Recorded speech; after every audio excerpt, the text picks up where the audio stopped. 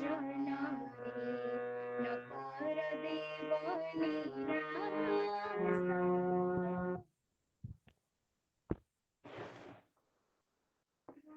তাপিত পতিত ধম জনরে নকর দেব নিরাশ। গাই জয় গুরু সুধা বলা নাম হিরিসে মধুর রূপাধি নাম। গাই জয় গুরু সুধা বলা নাম হিরিসে মধুর রূপাধি নাম।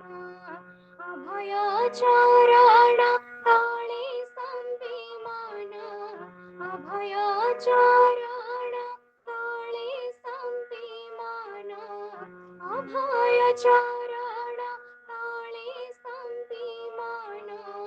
নকর আজি নিরাশ, নকর আজি নিরাশ।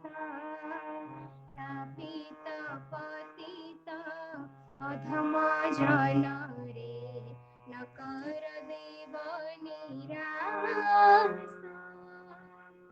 পান କରି ସେହି ବାଣୀ ମଧୁ ଝରା, ହେଉ ମୋ ପରାଣ ମନ ମତୁଆଲ। ପାନ କରି ସେହି ବାଣୀ ମଧୁ ଝରା, ହେଉ ମୋ ପରାଣ ମନ ମତୁଆଲ। জাগু মনে আশা মিলন পিপাসা, জাগু মনে আশা মিলন পিপাসা। শ্রী গুরু চরণ বাস, শ্রী গুরু চরণ বাস। তাপিত পতিত অধম জনরে নকর দেব নিরাশ। কণ্ঠ ভরি সর্বে গাও গুরু নাম, গুরু একা সেহি ভব মোক্ষ ধাম। কণ্ঠ ভরি সর্বে গাও গুরু নাম, গুরু একা সেহি ভব মোক্ষ ধাম। জয় গুরু জয় গুরু নামে হেব, জয় গুরু জয় গুরু নামে হেব। সকল কলুষ নাশ, সকল কলুষ নাশ। তাপিত পতিত অধম জনরে নকর দেব নিরাশ। আস আস আস প্রেমর দেবতা, আস আস আস প্রেমর দেবতা, আস আস আস প্রেমর দেবতা। করুণা বারিব রস, করুণা বারিব রস। তাপিত পতিত অধম জনরে নকর দেব নিরাশ। তাপিত পতিত নকর দেব নিরাশ। গাই জয় গুরু সুধা বলা নাম হিরিসে মধুর রূপাধি নাম। গাই জয় গুরু সুধা বলা নাম হিরিসে মধুর রূপাধি নাম।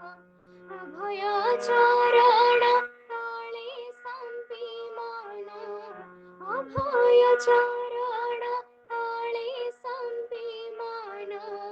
নকর আজি নিরাশ।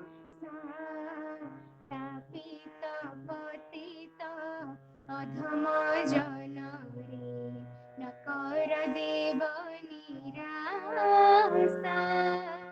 आशा आशा आशा प्रेमर देवता आशा आशा आशा प्रेमर देवता करुणा बारिवर करुणा बारिवर तापित पतित मध्यम जनरे नकर देवनी रास।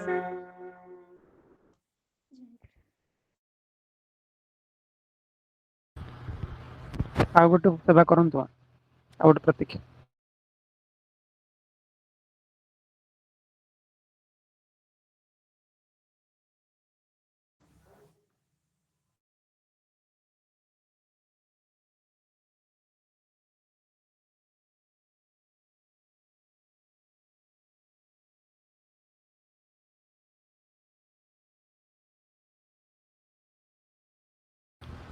ଜୟ ଗୁରୁ। ଆଉ ଟିକେ ପ୍ରତୀକ୍ଷା କରନ୍ତୁ। ଆଜ୍ଞା ଆଜ୍ଞା।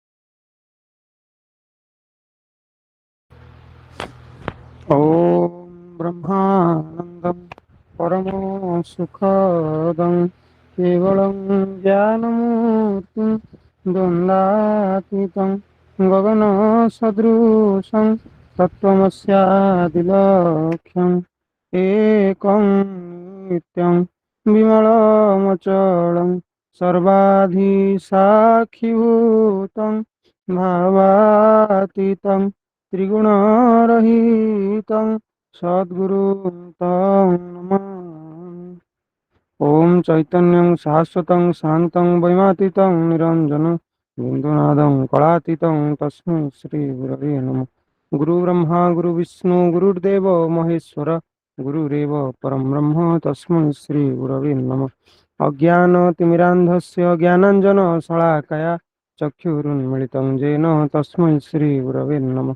ज्ञानशक्तिसमारूढं तत्त्वमाला विभूषितं मुक्तिमुक्तिप्रदाता च तस्मै श्रीगुरवे नमः। सर्वश्रुतिशिरोरत्नविराजितपदाम्बुज वेदान्ताम्बुजसूर्याय तस्मै श्रीगुरवे नमः। अनेकजन्मसम्प्राप्त कर्मबन्धविदाहिने आत्मज्ञानप्रदानेन तस्मै श्रीगुरवे नमः। संसारवृक्षमारुढा पतन्ति नरकार्णवे येन धृतमिदं विश्व तस्मै श्रीगुरवे नमः। आब्रह्मस्तन्नपञ्चम परमात्मस्वरूपकं स्थावरजङ्गमं चैव प्रणमामि जगत्मयं वन्देऽहं सच्चिदानन्दं भेदातीतं जगद्गुरुं नित्यं पूर्णनिराकार निर्गुणं स्वात्मसंस्थितं न गुरुरधिकं तत्त्वं न गुरुरधिकं तप तत्त्वज्ञानात् परं नास्ति तस्मै श्रीगुरवे नमः। गुरुरादिरनादिश्च गुरुपरमदैवतं गुरुपरं परं नास्ति तस्मै श्रीगुरवे नमः। मन्नाथ श्रीजगन्नाथ मद्गुरु श्रीजगद्गुरु मदात्मा सर्वभूतात्मा तस्मै श्रीगुरवे नमः। नित्यं शुद्धं निराभासं निराकारं निरञ्जन नित्यं बोध चिदानन्द गुरुब्रह्म नमाम्यहम्। भवपाशविनाशाय ज्ञानदृष्टिप्रदर्शिने नमः सद्गुरुवे तुभ्यं भुक्तिमुक्तिप्रदायिने निराकार परं ब्रह्म रूपाय ज्ञानहारिणे आत्मज्ञानप्रदानेन तस्मै श्रीगुरवे नमः। ॐ पूर्णमदः पूर्णमिदं पूर्णात् पूर्णमुदच्यते पूर्णस्य पूर्णमादाय पूर्णमेवावशिष्यते। ॐ शान्ति शान्ति शान्ति। हरि ओम तत्सत्। दक्षरं परिभ्रष्टं मात्राहीनं च यद्भवेत् तत्सर्वं क्षम्यतां देव प्रसीदं परमेश्वर। ध्यानमूलं गुरुर्मूर्ति पूजामूलं गुरुर्पद मन्त्रमूलं गुरुर्वाक्य मोक्षमूलं गुरुकृपा। त्वमेव माताश्च पिता त्वमेव बन्धुश्च सखा त्वमेव विद्या द्रविणं त्वमेव सर्वं मम देवदेव। जय বন্দনা গান।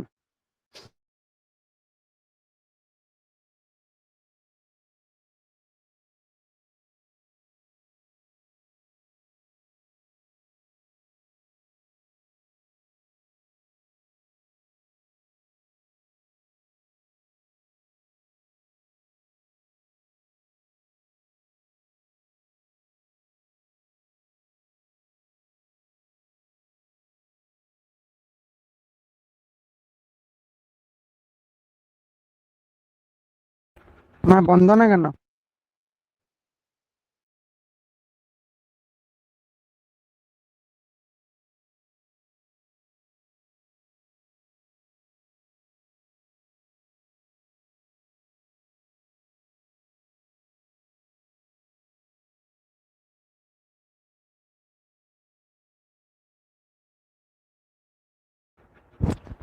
হ্যালো, মা বন্দনা কেন କରନ୍ତୁ? ଆଜ୍ଞା ଆଜ୍ଞା।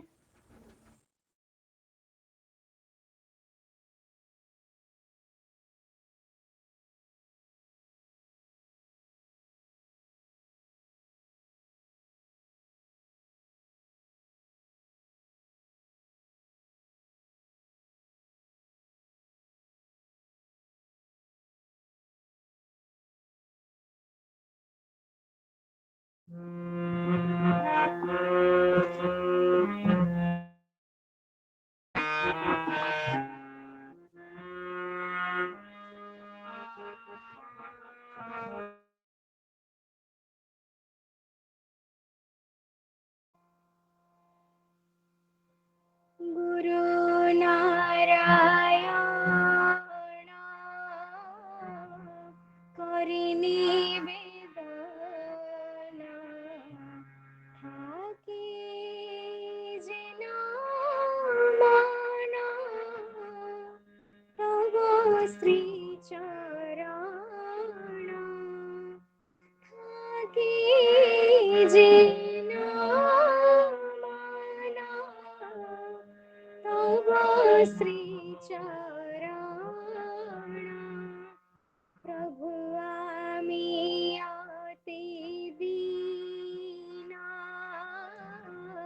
ভজন বিহীন কৃপা করো প্রভু তব নিজ গুণে কৃপা করো প্রভু তব নিজ গুণে থাকে যে ভাবে যেখানে জীবনে মরণে মজি থাকি যেন তব গুণ গানে মজি থাকি যেন তব গুণ গানে তব প্রেমময় মুরাতে যেন নিরবধি প্রেমময় মুরাতে যেন নিরবধি লেগে থাকি আমার এই দুটি নয়নে লেগে থাকি আমার এই দুটি নয়নে আমার দেহ মন প্রাণ করি সমর্পণ অবিচারে করি আদেশ পালন অবিচারে করি আদেশ পালন তাতে যায় যাক প্রাণ ওহে ভগবান যায় যাকে প্রাণ ওহে ভগবান জিনা ভুলি না তোমাহে না ধনে জিনা ভুলি না তোমাহে না ধনে যেন ভুলি নাই চরণ যুগল তোমার ভুলি নাই চরণ যুগল তোমার ভুলি নাই পাতকে তারণ নাম ভুলি নাই পাতকে তারণ নাম প্রাণ প্রিয় পিতা নাম ভুলি নাই প্রাণ প্রিয় পিতা নাম ভুলি নাই বাঞ্ছা কল্প তরুণা ভুলি নাই বাঞ্ছা কল্প তরুণা ভুলি নাই তারক ব্রহ্ম শিব মন্ত্র তারক ব্রহ্ম মহামন্ত্র ভুলি নাই ইহকার পরকার ভুলি নাই ইহকার পরকার ভুলি নাই সুচিরে ভুলি নাই সুচিরে সুচিরে ভুলি নাই কামিনী কাঞ্চন নাম ভুলি নাই কামিনী কাঞ্চন নাম ভুলি নাই ভুলি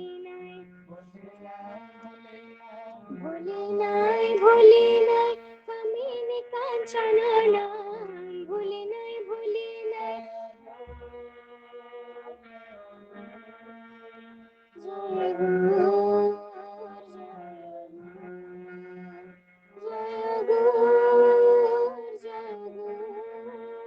জয় গুরু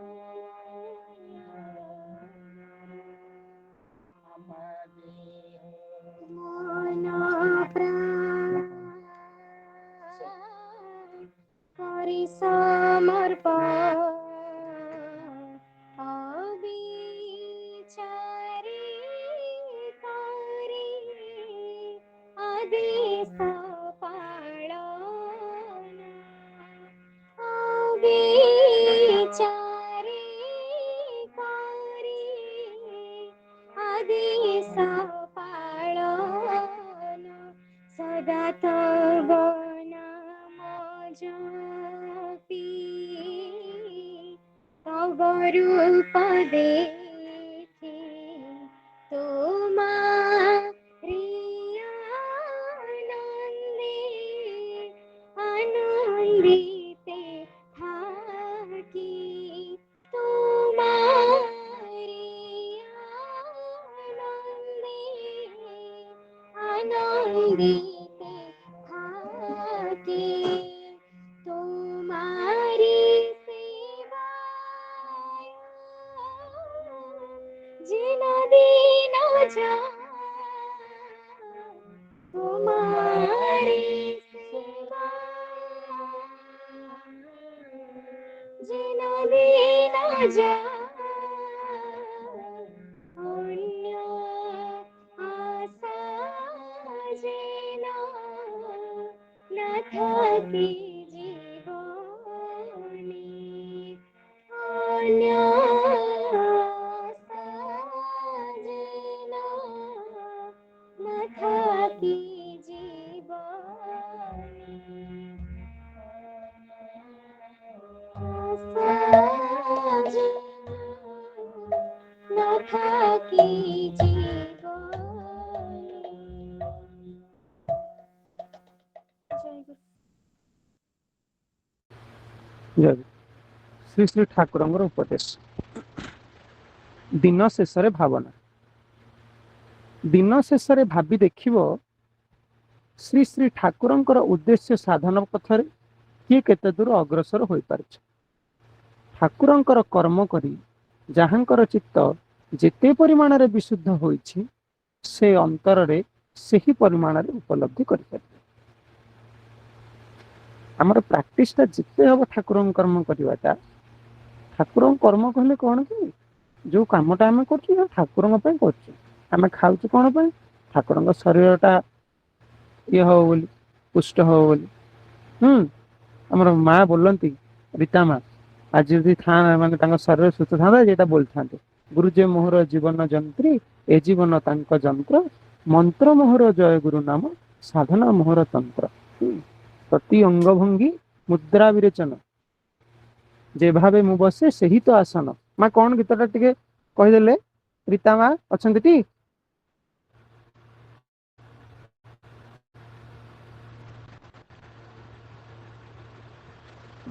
କନେକ୍ଟ ହେଇନାହାନ୍ତି ତେଣୁ ସେ କହୁଛନ୍ତି ଯେ ଭୋଜନ ମୋହର ଆୟୁତି ପ୍ରଦାନ ଶୟନ ମୋହର ସାଷ୍ଟାଙ୍ଗ ପ୍ରଣାମ ମାନେ ଭକ୍ତଟା କହୁଛି ଯେ ମୁଁ ଯୋଉ କାମଟା କରୁଛି ମୋ ସବୁ କର୍ମ ମୋ ଇଷ୍ଟଙ୍କୁ ଲକ୍ଷ୍ୟ କରି କରୁଛି ମୁଁ ଭୋଜନ ଦଉନାହିଁ ମୁଁ ତାଙ୍କୁ ଆହୁତି ଦଉଛି ଏଇ ଯୋଉ ଜଠରାଗ୍ନି ମୋ ଭିତରେ ଜଳୁଛି ଇଏ ହଉଛନ୍ତି ବୈଦିକ ଅଗ୍ନି ବା ମୋ ଇଷ୍ଟ ଦେବତା ମୁଁ ତାଙ୍କ ଦ୍ୱାରା ଆହୁତି ପ୍ରଦାନ କରୁଛି ରୂପ ଭାଇଙ୍କ ଲେଖା ଏହା ତାଙ୍କ ଶେଷ ଅବସ୍ଥାରେ ଲେଖିଥିଲେ ତାକୁ କୌଣସି ମତେ ଅଧିକାରୀ ସୂତ୍ରରେ ଆମର ଶ୍ରଦ୍ଧେୟା ସସ୍ମିତା ମା ପାଇଛନ୍ତି ସେଟା ଶତବାର୍ଷିକୀ ପତ୍ରିକାରେ ବାହାରିଥିଲା ତା ଆଗରୁ ମଧ୍ୟ ମା ବହୁତ ଥର ଆମର ଏଠି ବୋଲିଛନ୍ତି ରୂପ ଭାଇଙ୍କ ଲେଖା ତେଣୁ ଯାହା ବି ସେ ଠାକୁରଙ୍କ କର୍ମ କଲେ ସେ ଆମର ଯୋଉ କର୍ମଟା କରୁଛି ଠାକୁରଙ୍କ ପ୍ରତି ଲକ୍ଷ୍ୟ ଅଛି କି ନାହିଁ ସେ ସବୁ କର୍ମ ଭିତରେ ଭାଇ କହନ୍ତି ସେ କନେଇ ଲାଗେ ଯାହା ଦ୍ୱାରା ସବୁ ଥବ ତା ଭିତରେ ଯଦି ଠାକୁର ନଥିବେ ତାହେଲେ ସେ କର୍ମଟା ଚଷୁକୁଟା କିନ୍ତୁ କିଛି କାମ ନଥିବ, ତମ ଭାବନା ଭିତରେ ବି ଟିକେ ଠାକୁର ରହିଲେ, ତାହେଲେ ସେ କର୍ମଟା ହେଲା ତମର ସାର୍ଥକ ବା ସେବା।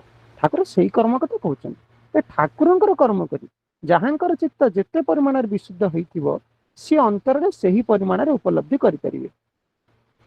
ତୁମେ ମାନେ କେବଳ ବସି ରହିଲେ ଚଳିବ ନାହିଁ। ପରର ଅନିଷ୍ଟ ଚିନ୍ତାରେ, ପରର ଅନିଷ୍ଟକର କର୍ମରେ ଦିନ ଅତିବାହିତ କଲେ ଚଳିବ ନାହିଁ। ପରର ଅନିଷ୍ଟ ଚିନ୍ତାରେ ଆଉ ପରର ଅନିଷ୍ଟକର କର୍ମରେ ଦିନ ଅତିବାହିତ କଲେ ଚଳିବ ନାହିଁ। ତୁମମାନଙ୍କର ଶକ୍ତିକୁ ହିଂସା ଆଉ ନିନ୍ଦା ପଥରେ ଅପଚୟ କର ନାହିଁ। ତୁମମାନଙ୍କର ଶକ୍ତିକୁ ହିଂସା ଓ ନିନ୍ଦା ପଥରେ ଅପଚୟ କର ନାହିଁ। ତୁମେମାନେ କଣ ଅସଲ ଉଦ୍ଦେଶ୍ୟ, ଅସଲ ଲକ୍ଷ୍ୟ ଭୁଲିଯାଇ ଅବାନ୍ତର ବିଷୟ ନେଇ ନାମ, ଯଶ, ପ୍ରତିପତ୍ତିର ଅତଳ ପଙ୍କରେ ବୁଡ଼ି ମରିବ? ତୁମେମାନେ କଣ ଅସଲ ଉଦ୍ଦେଶ୍ୟ, ଅସଲ ଲକ୍ଷ୍ୟ ଭୁଲି ଯାଇ ଅବାନ୍ତର ବିଷୟ ନେଇ ନାମ, ଯଶ, ପ୍ରତିପତ୍ତି ଇଏ ତିନିଟାର ଅତଳ ପଙ୍କରେ ବୁଡ଼ି ମରିବ? ମୋ ସମ୍ଭାଷଣର ମର୍ଯ୍ୟାଦା ଅକ୍ଷୁର୍ଣ୍ଣ ରଖିବାକୁ ବର୍ତ୍ତମାନ କଣ ତୁମେମାନେ ଯତ୍ନବାନ ହେବ ନାହିଁ? ସମ୍ଭାଷଣ ମାନେ ଠାକୁର ଯୋଉ ଆମକୁ କହୁଛନ୍ତି, ଠାକୁର କହିବା କଥା, ମୁଁ ଏତେ କଷ୍ଟ କରି ତମକୁ ଉପଦେଶ ଦଉଛି। ଠାକୁର କଷ୍ଟ କରି ଉପଦେଶ, ଠାକୁରଙ୍କ ଉପଦେଶଟା ମାନେ ଗୋଟେ ସାଧାରଣ ଜିନିଷ ନୁହେଁ। ମାନେ ଶହ ଶହ ମୁନି ମାନେ ତପସ୍ୟା କରନ୍ତି କଣ ପାଇଁ କି? ନା ଭଗବାନଙ୍କ ଠାରୁ ଟିକେ ବଚନ ଶୁଣିବେ ବୋଲି। ସେ ଯୋଉ ଭାଇବ୍ରେସନ, ପରାନାଦ, ପରା, ପଶ୍ୟନ୍ତି, ମଧ୍ୟମା, ବୈଖରୀ, ଏ 4 ପ୍ରକାର ନାଦ। ପରାନାଦଟା ହେଲା ଭଗବାନଙ୍କର ନାଦ। ଯୋଉ ମନ୍ତ୍ରଦ୍ରଷ୍ଟା ଋଷି କହନ୍ତି ନାଇଁ, ସେ ହେଲା ସେ ମନ୍ତ୍ରଦ୍ରଷ୍ଟା ଋଷି। ମନ୍ତ୍ରଦ୍ରଷ୍ଟା ମାନେ ମନ୍ତ୍ରକୁ କଣ ଦେଖିଛନ୍ତି ନା? ଆମର ଏଇ ଯୋଉ ଆଟମୋସ୍ଫିୟରରେ, ବାୟୁମଣ୍ଡଳରେ ସର୍ବଦା ଗୋଟେ କମ୍ପନ ଅନୁଭୂତ ହୁଏ, ସବୁବେଳେ ଗୋଟେ ଭାଇବ୍ରେସନ ହଉଛି। ଆମମାନଙ୍କ ଚେତନାଟା ଯେତେ ଉର୍ଦ୍ଧ୍ୱସ୍ତରକୁ ଉଠିବ, ଆମେ ସେଇ ଏନର୍ଜି ଲେଭେଲର ଭାଇବ୍ରେସନ ଭାବିବା। ଯେମିତି ଆମ ରେଡିଓ ଷ୍ଟେସନରେ କଣ ହୁଏ? ଯୋଉ ତାର ସବୁ ଫ୍ରିକ୍ୱେନ୍ସି ଥାଏ, କିଏ କେତେ ଲାମ୍ବଡା, କିଏ କେତେ mm, କଟକ ଷ୍ଟେସନ ଏଇ ଫ୍ରିକ୍ୱେନ୍ସି, ତାକୁ ମୋଡ଼ିଦେଲେ ସେ ସେଇ ଫ୍ରିକ୍ୱେନ୍ସିକୁ ପଳେଇ ଆସିଲା, କଟକ ଷ୍ଟେସନରୁ ରିସିଭ୍ କଲା। ସେମିତି ଆମର ଶରୀରଟାରେ ଗୋଟେ ରେଡିଓ ଭଳିଆ। ପରା, ପଶ୍ୟନ୍ତି, ମଧ୍ୟମା, ବୈଖରୀ ଇଏ ସବୁ ବିଭିନ୍ନ ଶକ୍ତିର ସ୍ତର। ସବୁଠାରୁ ଶ୍ରେଷ୍ଠ ବା ହାଇ ଏନର୍ଜି ଲେଭେଲ ହଉଛି ପରାନାଦ, ତା ତଳେ ପଶ୍ୟନ୍ତି, ତା ତଳେ ମଧ୍ୟମା, ତା ତଳେ ହଉଛି ବୈଖରୀ। ଯିଏ ଯେତେ ଉପରକୁ ଉଠିବ, ଯାହାଙ୍କର ଶକ୍ତିର ଯେତେ ଉପରକୁ, ସିଏ ସେଇ ସ୍ତରର ଭାଇବ୍ରେସନଟା ବୁଝିପାରିବେ। ସାଧାରଣ ମନୁଷ୍ୟ ତା ବୈଖରୀ ନାଦ ଛଡା ଅନ୍ୟ କୌଣସି ନାଦର କମ୍ପନକୁ ବୁଝିପାରେ ନାହିଁ। ତେଣୁ ଭଗବାନ ସ୍ୱୟଂ ଗୁରୁ ରୂପରେ ଅବତୀର୍ଣ୍ଣ ହେଇକିରି ସେ ପରାନାଦଟାକୁ କନଭର୍ଟ କରନ୍ତି ବୈଖରୀ ନାଦରେ। କାରଣ ଗୁରୁ ରୂପରେ ଅବତୀର୍ଣ୍ଣ ହେଲେ ସେ ସିଦ୍ଧ ପୁରୁଷ, ସେ ପରା, ପଶ୍ୟନ୍ତି, ମଧ୍ୟମା, ବୈଖରୀ 4ଟି ଯାକ ନାଦକୁ ବୁଝିପାରିବେ। ସେ ସ୍ୱୟଂ ଗୁରୁ ରୂପେ ଅବତୀର୍ଣ୍ଣ ହେଇକିରି ଆମକୁ ସେ ପରାନାଦର ଯୋଉ ତତ୍ଵଟାକୁ, ହାଇ ଏନର୍ଜି ଲେଭେଲଟାକୁ ଅତି ଲୋ ଏନର୍ଜି ଲେଭେଲକୁ ଖସାଇ ଆଣିକିରି ଅତି ସାଧାରଣ ଭାଷାରେ ଆମକୁ ବୁଝାନ୍ତି। ଠାକୁର ସେଇ କଥାଟା ଏଠି କହୁଛନ୍ତି ଯେ ମୁଁ ଏତେ କଷ୍ଟ କରି ଏତେ ଇଏରେ ସ୍ୱୟଂ ଭଗବାନ ଅବତୀର୍ଣ୍ଣ ହେଇଛନ୍ତି, ତୁମକୁ ଏତେ ମୂଲ୍ୟବାନ କଥା ଅତି ସୁନ୍ଦର, ଅତି ସରଳ ଭାବରେ ବୁଝେଇ ଦଉଛନ୍ତି। ତାହାର କଣ ସେତିକି, ଏତେ କଥା ଛାଡ, ତାର ମର୍ଯ୍ୟାଦା ଟିକେ ରଖିବନି? ମୋ ସମ୍ଭାଷଣର ମର୍ଯ୍ୟାଦା ଅକ୍ଷୁର୍ଣ୍ଣ ରଖିବାକୁ ବର୍ତ୍ତମାନ ତମେ ମାନେ କଣ ପ୍ରଯତ୍ନବାନ ହେବ ନାହିଁ? ତୁମେ ମାନେ ଯେ ମୋର ପାର୍ଶ୍ୱଦ, ମୋ ଲୀଳା ସହଚର, ଏକଥା ଭୁଲି ଯାଅ ନାହିଁ। ତୁମେ ମାନେ ସ୍ୱରୂପ ଜ୍ଞାନରେ ପ୍ରତିଷ୍ଠିତ ହୁଅ। ମୋରି କର୍ମ ହିଁ ତୁମମାନଙ୍କର ଧ୍ୟାନର ବସ୍ତୁ ହଉ। ତୁମ ସମସ୍ତଙ୍କ ଶକ୍ତି ମୋ ଇଚ୍ଛାକୁ ରୂପ ଦେବାକୁ ସଂହତ ହଉ। ତୁମ ସମସ୍ତଙ୍କର ଶକ୍ତି ମୋ ଇଚ୍ଛାକୁ ରୂପ ଦେବା ପାଇଁ ସଂହତ ହଉ।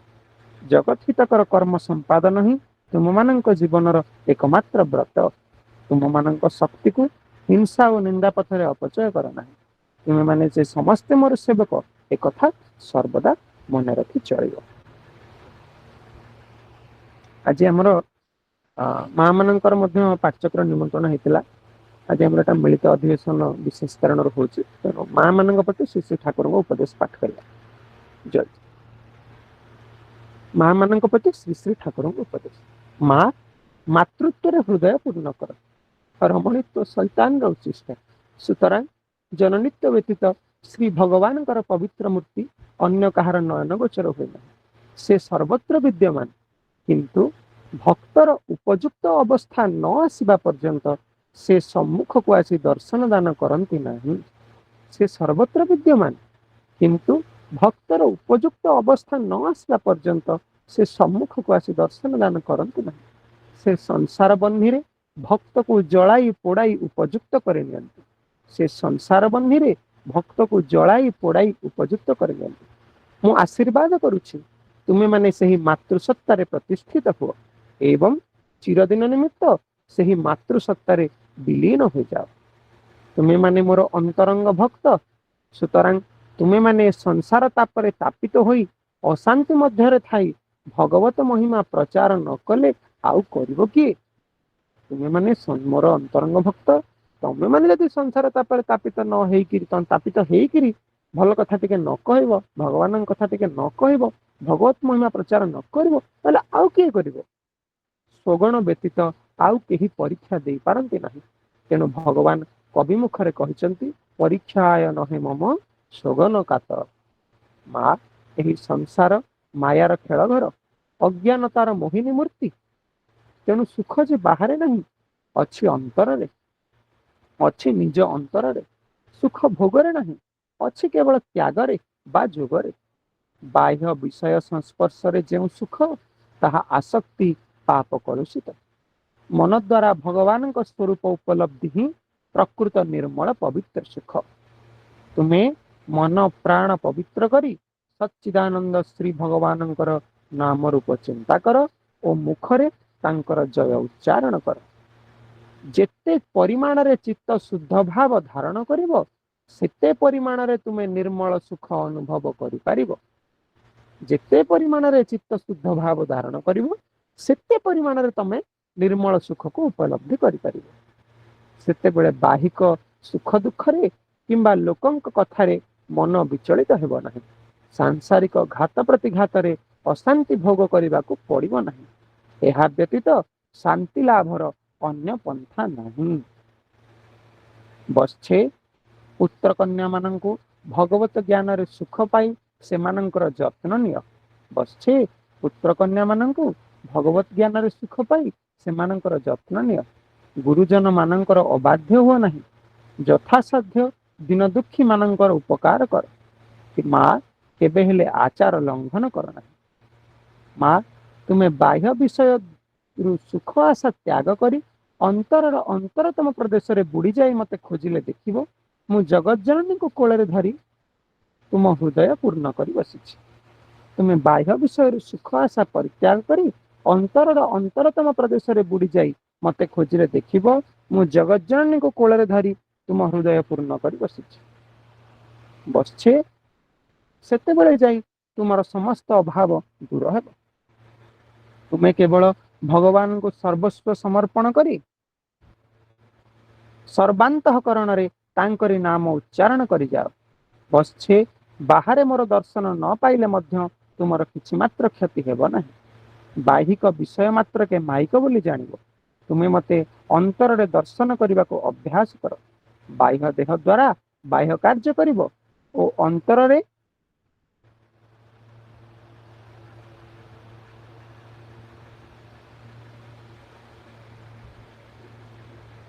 ବାହ୍ୟ ଦେହ ଦ୍ୱାରା ବାହ୍ୟ କାର୍ଯ୍ୟ କରିବ ଓ ଅନ୍ତରରେ ମତେ ଦର୍ଶନ କରିବାକୁ ଓ ଅନ୍ତରରେ ତାଙ୍କୁ ଧରି ରଖିଥିବ। ବାହ୍ୟ ଦେହ ଦ୍ୱାରା ବାହ୍ୟ କାର୍ଯ୍ୟ କରିବ ଓ ଅନ୍ତରରେ ତାଙ୍କୁ ଧରି ରଖିଥିବ। ମା, ମୁଁ ଦେହସ୍ଥ, ଏହା ଭୁଲି ମୁଁ ତୁମର ହୃଦୟସ୍ଥ ବୋଲି ଚିନ୍ତା କର। ମା, ମୁଁ ଦେହସ୍ଥ, ଏହା ଭୁଲି ମୁଁ ତୁମର ହୃଦୟସ୍ଥ ବୋଲି ଚିନ୍ତା କର। ଦୂରତ୍ୱର ବ୍ୟବଧାନ ବୁଝିଯିବ। ମା, ତୁମେ ସ୍ୱାମୀଙ୍କ ଭିତରେ ମତେ ଦର୍ଶନ କରିବାକୁ ଅଭ୍ୟାସ କର। ମନେ କରିବ ତୁମର ସ୍ୱାମୀ ଜଗତ୍ ସ୍ୱାମୀ, ତୁମର ସ୍ୱାମୀ ଜଗତ୍ ସ୍ୱାମୀ ଏବଂ ତୁମ ସ୍ୱାମୀଙ୍କର ସ୍ୱାମିତ୍ୱ ଶ୍ରୀ ଶ୍ରୀ ଠାକୁରଙ୍କ ସତ୍ତା ବ୍ୟତୀତ ଅନ୍ୟ କିଛି ନୁହେଁ। ତୁମ ସ୍ୱାମୀ ହେଉଛନ୍ତି ଜଗତ୍ ସ୍ୱାମୀ ଏବଂ ତୁମର ସ୍ୱାମୀଙ୍କର ସ୍ୱାମିତ୍ୱ ଶ୍ରୀ ଶ୍ରୀ ଠାକୁରଙ୍କ ସତ୍ତା ବ୍ୟତୀତ ଅନ୍ୟ କିଛି ନୁହେଁ। ଏତିକି ଭାବନାରେ ନାରୀ ଜନ୍ମ ସାର୍ଥକ ହୋଇଯିବ। ପ୍ରାଣରେ ଅଫୁରନ୍ତ ଆନନ୍ଦର ସ୍ରୋତ ପ୍ରବାହିତ ହେବ। ଆଶୀର୍ବାଦ କରୁଛି, ତୁମେ ସେହି ଭାବର ଅଧିକାରୀ ହୁଅ। ସ୍ୱାମୀ ହିଁ ନାରୀମାନଙ୍କର ଗୁରୁ। କାୟ ମନ ବାକ୍ୟରେ ତାଙ୍କରି ଆଦେଶ ପାଳନ ଓ ତାଙ୍କରି ସେବା ହିଁ ନାରୀମାନଙ୍କର ପରମ ଧର୍ମ। ସ୍ୱାମୀଙ୍କୁ ଗୁରୁ ବ୍ରହ୍ମ ଜ୍ଞାନରେ ସୁଖ ପାଇ ଭଗବତ ନିର୍ଭରତା କରିପାରିଲେ ହିଁ ନାରୀ ଜନ୍ମ ସାର୍ଥକ ହେବ। ସ୍ୱାମୀଙ୍କୁ ଗୁରୁ ବ୍ରହ୍ମ ଜ୍ଞାନରେ ସୁଖ ପାଇ ଭଗବତ ନିର୍ଭରତା କରିପାରିଲେ ହିଁ ନାରୀ ଜନ୍ମ ସାର୍ଥକ ହେବ। ଗୃହିଣୀର ସ୍ୱାମୀ ସେବା ଓ ସନ୍ତାନ ପାଳନ ସ୍ୱଧର୍ମ। ତେଣୁ ନାରୀମାନଙ୍କର ସାଧନ ଭଜନର ସମୟ ଅଳ୍ପ। ସୁତରାଂ ସର୍ବଦା ଗୁରୁ ନାମ ଜପ କରିବାକୁ ଅଭ୍ୟାସ କରିବ। ସର୍ବଦା ସଧବା ନାରୀ ମାନେ ସ୍ୱାମୀଙ୍କ ଭିତରେ ଭଗବାନଙ୍କୁ, ସଧବା ନାରୀ ମାନେ ସ୍ୱାମୀଙ୍କ ଭିତରେ ଭଗବାନଙ୍କୁ ଏବଂ ବିଧବା ନାରୀ ମାନେ ଭଗବାନଙ୍କ ଭିତରେ ସ୍ୱାମୀଙ୍କୁ ଚିନ୍ତା କରିବେ। ଅନ୍ୟଥା ଧର୍ମ ବା ଭଗବାନଙ୍କୁ ଛାଡ଼ି କେବଳ ସ୍ୱାମୀଙ୍କ ଚିନ୍ତା କଲେ ସେଥିରେ ବିନ୍ଦୁ ମାତ୍ର ଉନ୍ନତି ହେବ ନାହିଁ। ମା ଏ ଜଗତରେ ରାଜାରାଣୀ ଠାରୁ ଭିକାରୁଣୀ ପର୍ଯ୍ୟନ୍ତ ସମସ୍ତଙ୍କର ସମାନ ଭାବ। ଏ ଜଗତରେ ରାଜାରାଣୀ ଠାରୁ ଭିକାରୁଣୀ ପର୍ଯ୍ୟନ୍ତ ସମସ୍ତଙ୍କର ସମାନ ଭାବ। ଭାବ ରାଜ୍ୟରେ ଉପନୀତ ନ ହେବା ପର୍ଯ୍ୟନ୍ତ କାହାରି ଅଭାବ ଦୂର ହେବ ନାହିଁ। ମା ତୁମେ ଜଗତକୁ ସୁଖ ପାଇବାକୁ ଅଭ୍ୟାସ କର, ସକଳ ଅଭାବ ମେଣ୍ଟିଯିବ। ଶ୍ରୀ ଶ୍ରୀ ଠାକୁରଙ୍କ ଚିଠି ପ୍ରଥମ ଖଣ୍ଡରୁ ଉଦ୍ଧୃତ। ଜୟ ପ୍ରାର୍ଥନା କାମ କରନ୍ତୁ।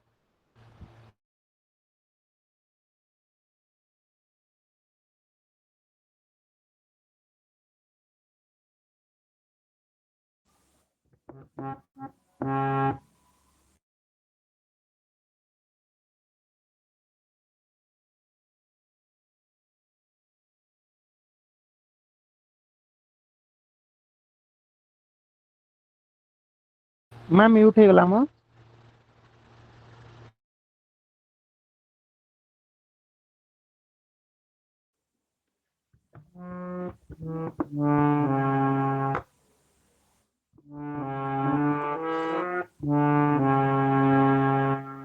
भव घन घोरा अंधारा,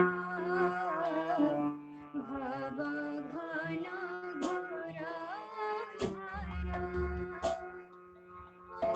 नयन जुगलरे सीता, नयन जुगलरे सीता, ज्ञान अंजन गारो, अंजन गारो। भव घन घोरा अंधारा, भव घन घोरा अंधारा। जगत जाहाको कहो मोर मोर, सिख साथी तोरा कर रे विचार। जगत जाहाको कहो मोर मोर, सिख साथी तोरा कर रे विचार। दिया बदଳରେ नियार बंधु से, दिया बदଳରେ दिया बदଳରେ नियार बंधु से, दिया बदଳରେ नियार बंधु से। स्वार्थर पाराबार, स्वार्थर काराबार। भव घन घोर अंधारा, भव घन घोर अंधारा। गुरु बिने की करिब दूर, गुरु बिने की करिब दूर। भव घन घोर अंधारा, भव घन घोर अंधारा। आखिरे बंधा तो मायार पटल, देखो जहा सीता सपनर छल। आखिरे बंधा तो मायार पटल, देखो जहा सीता सपनर छल। आखिरे बंधा तो मायार पटल, देखो जहा सीता सपनर छल। आखिरे बंधा तो मायार पटल, देखो जहा सीता सपनर छल। बेला थाउ बंधा बांधारे कुमार, बेला थाउ बंधा, बेला थाउ बंधा बांधारे कुमार, बेला थाउ बंधा बांधारे कुमार। गुरु नाम करी सारा, गुरु नाम करी सारा। भव घन घोर अंधारा, भव घन घोर अंधारा।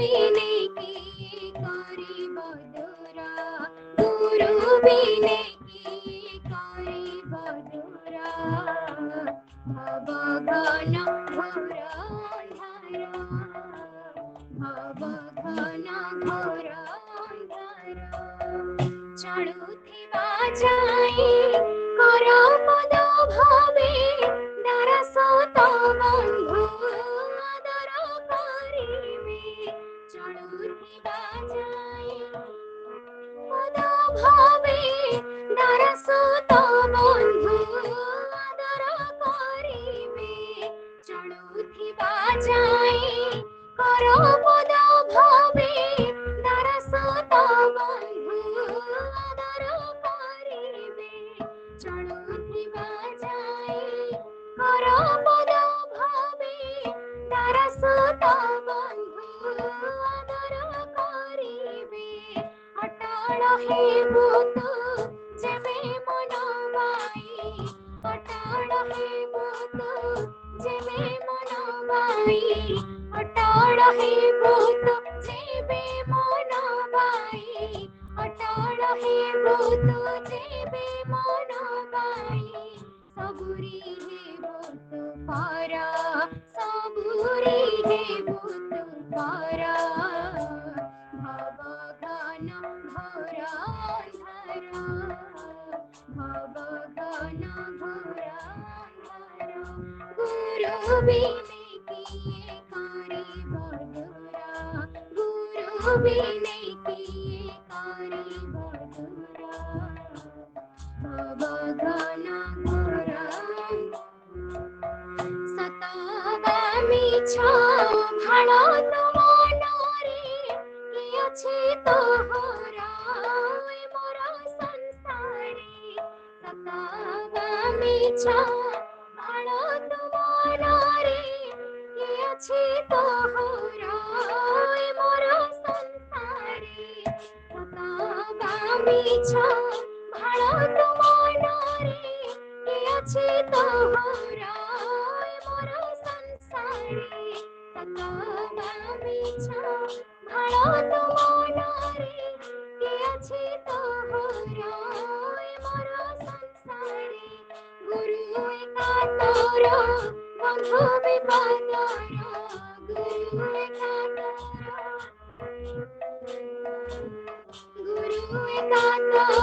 बंधु विपदर गुरु एकातर बंधु विपदर से चरण आश्रा कर से चरण आश्रा कर भव घन घोर अंधार भव घन घोर अंधार गुरु बिने किए करिब दूरा गुरु बिने किए करिब दूरा भव घन घोर अंधार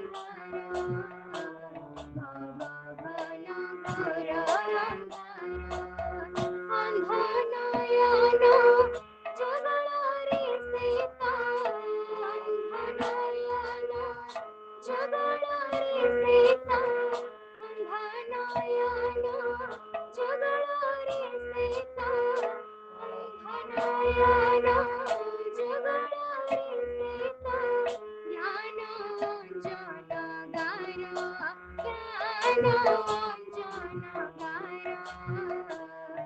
भव घन घोर अंधार भव घन घोर अंधार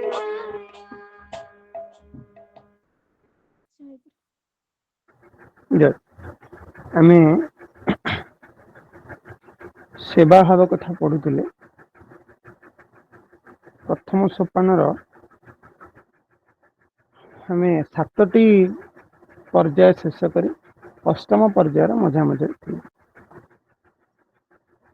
आउ थे कहूँ जो 64 प्रकार भक्ति अंगर अनुशीलन अच्छी भक्ति अंगर अनुशीलन तो सेगुड़ाक फॉलो अप कले भितर भक्तिर जागरणटा हम से 64 प्रकार भक्ति अंग अनुशीलन सेटा कौन ताकू कले କେମିତି ତାକୁ କରାଯାଇ ପାରିବ, କୋଉ ଭାବ ରଖି ତାକୁ କରିବ, ଏଇସବୁ ଭିତରେ ଆମେ ଆଲୋଚନା ଚାଲିଛି। ସେ ଯୋଉ 64 ପ୍ରକାର ଭକ୍ତି ଅଙ୍ଗ, ତାର ସେମାନଙ୍କର ଯୋଉ ତାକୁ ଠାକୁର କାଟାଗୋରୀ କରିଛନ୍ତି, ପ୍ରଥମ 10ଟାକୁ ପ୍ରଥମ ସୋପାନ, ଦ୍ୱିତୀୟ 10ଟାକୁ ଦ୍ୱିତୀୟ ସୋପାନ, ଆଉ ଅବଶିଷ୍ଟ ଯେଉଁ ରହିଲେ 44ଟି ସେ ତୃତୀୟ ସୋପାନ। ସେ ପ୍ରଥମ ଯୋଉ 64 ଅଙ୍ଗର ପ୍ରଥମ ସୋପାନର ପ୍ରଥମ 7ଟି ଆମର ସମ୍ପୂର୍ଣ୍ଣ ହୋଇଥିଲା। ତାପରେ ଅଷ୍ଟମ ଇଏରୁ ଆମେ ଆରମ୍ଭ କରିଥିଲେ, କରିକି ଆମେ ଡିସ୍କସନ୍ କରି ଆସିଛେ ଅଧାରେ। ତାର ହେଉଛି ସ୍ୱଭକ୍ତି ଜୀବନ ନିର୍ବାହ ଉପଯୋଗୀ ଅର୍ଥ ବା ବିଷୟ ଗ୍ରହଣ କରିବ। ସ୍ୱଭକ୍ତି ଜୀବନ ବିଷୟ ମାନେ ନିର୍ବାହ ଉପଯୋଗୀ ଅର୍ଥ ବା ବିଷୟ ଗ୍ରହଣ, ଏଇ ଯୋଉ ଟପିକରେ 8 ନମ୍ବର ସୋପାନର ଅଙ୍ଗରେ ଆମେ ସେଇଠୁ ବଢୁଛୁ।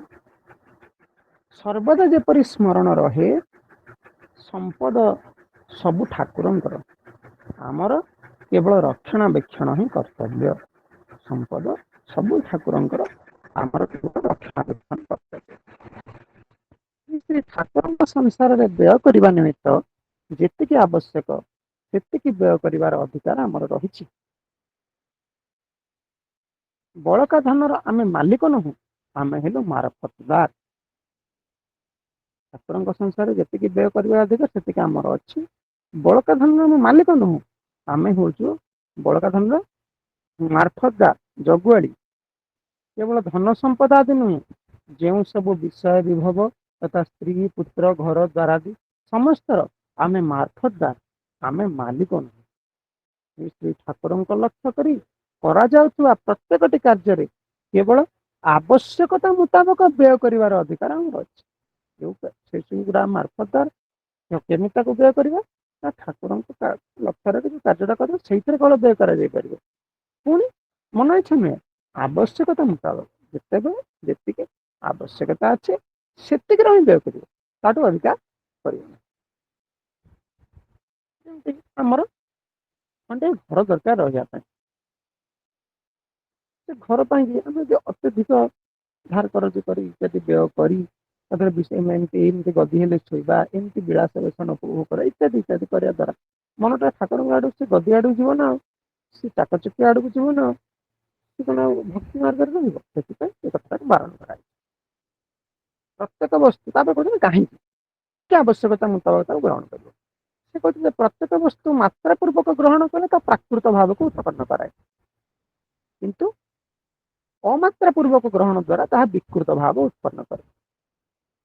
ବିଷୟକୁ ଶ୍ରୀ ଶ୍ରୀ ଠାକୁରଙ୍କୁ ଅର୍ପଣ କରି ତାହାଙ୍କର ପ୍ରସାଦ ରୂପରେ ଗ୍ରହଣ କରିବା ଦ୍ୱାରା ଭକ୍ତି ଭାବର ରକ୍ଷା ହୁଏ।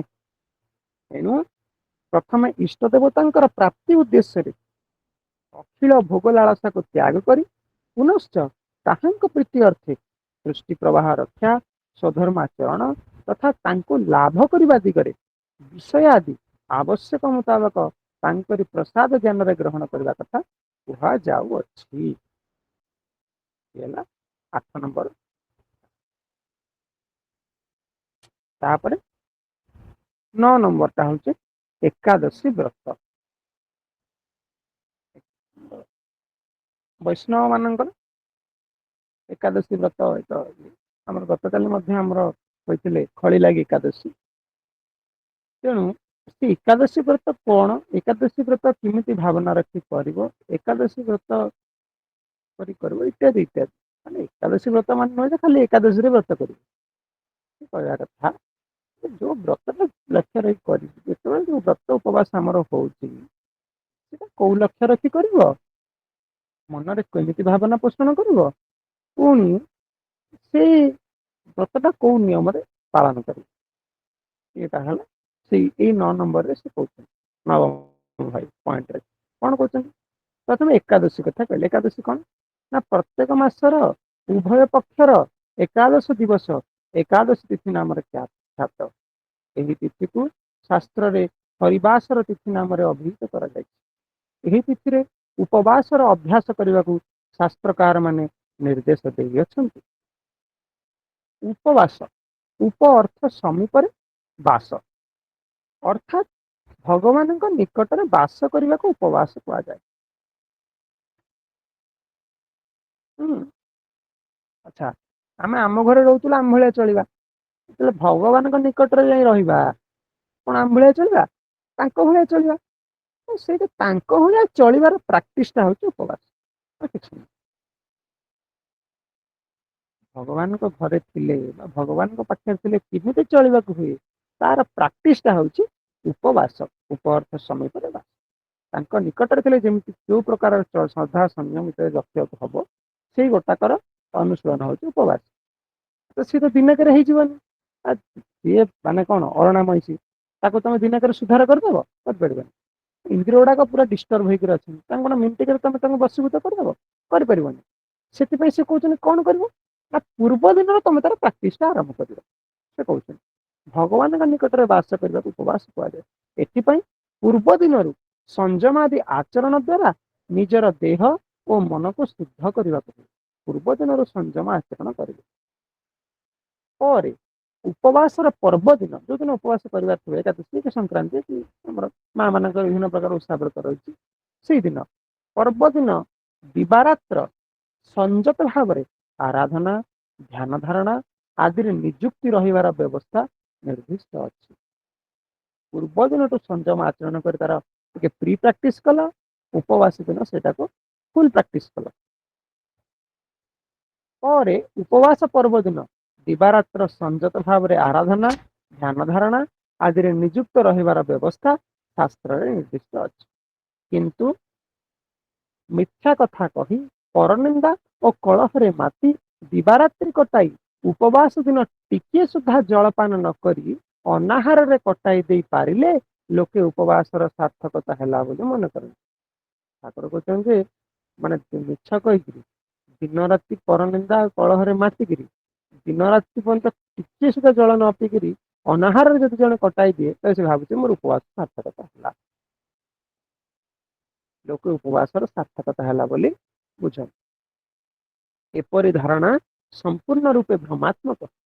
ଭଗବାନଙ୍କ ରାଜ୍ୟରେ କିପରି ଚଳିବାକୁ ହୁଏ ତାହାର ମର୍ତ୍ତ୍ୟ ରାଜ୍ୟରେ ଅନୁଶୀଳନ ବା ପ୍ରାକ୍ଟିସ ହିଁ ଉପବାସର ଯଥାର୍ଥ ଉଦ୍ଦେଶ୍ୟ। ତାପରେ ଶାସ୍ତ୍ରରେ ଏକାଦଶୀ ବ୍ରତର ବିଭିନ୍ନ ବ୍ୟବସ୍ଥା କଥା କୁହାଯାଏ।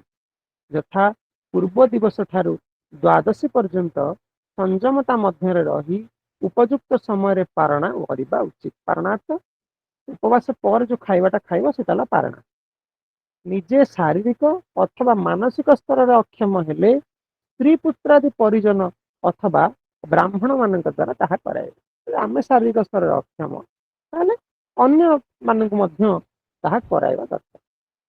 ବାୟୁ ପୁରାଣରେ ଫଳ, ତିଳ, ଦୁଗ୍ଧ, ଜଳ, ଘୃତ, ପଞ୍ଚଗବ୍ୟ ଏବଂ ବାୟୁ ଏମାନଙ୍କ ମଧ୍ୟରେ ଯେକୌଣସି ଗ୍ରହଣ କରି ଏକାଦଶୀ ବ୍ରତ ପାଳନ କରିବା କଥା କୁହାଯାଇଛି।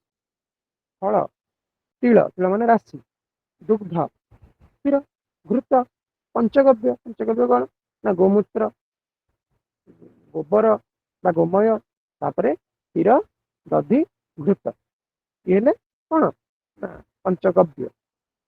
ଏବଂ ବାୟୁ, ବାୟୁ ମାନେ କିଛି ଖାଇବନି ଖାଲି ପବନ ଭିତରେ ରହିବ। ଜଳ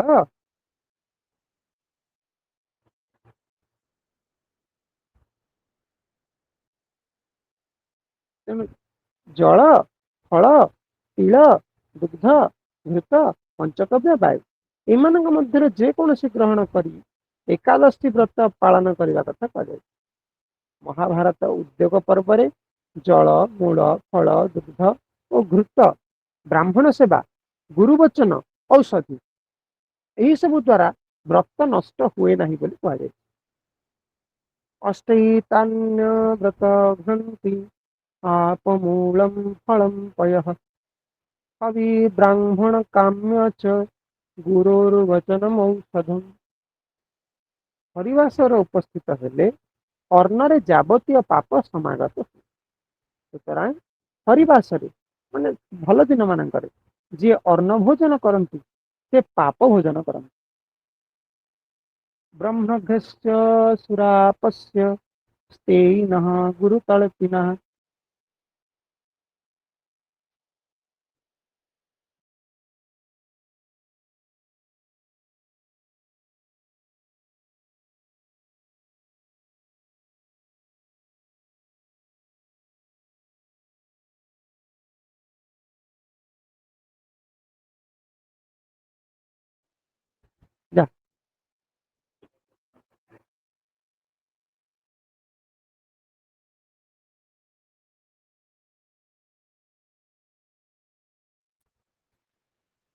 ତେଣୁ ସେ କହୁଛନ୍ତି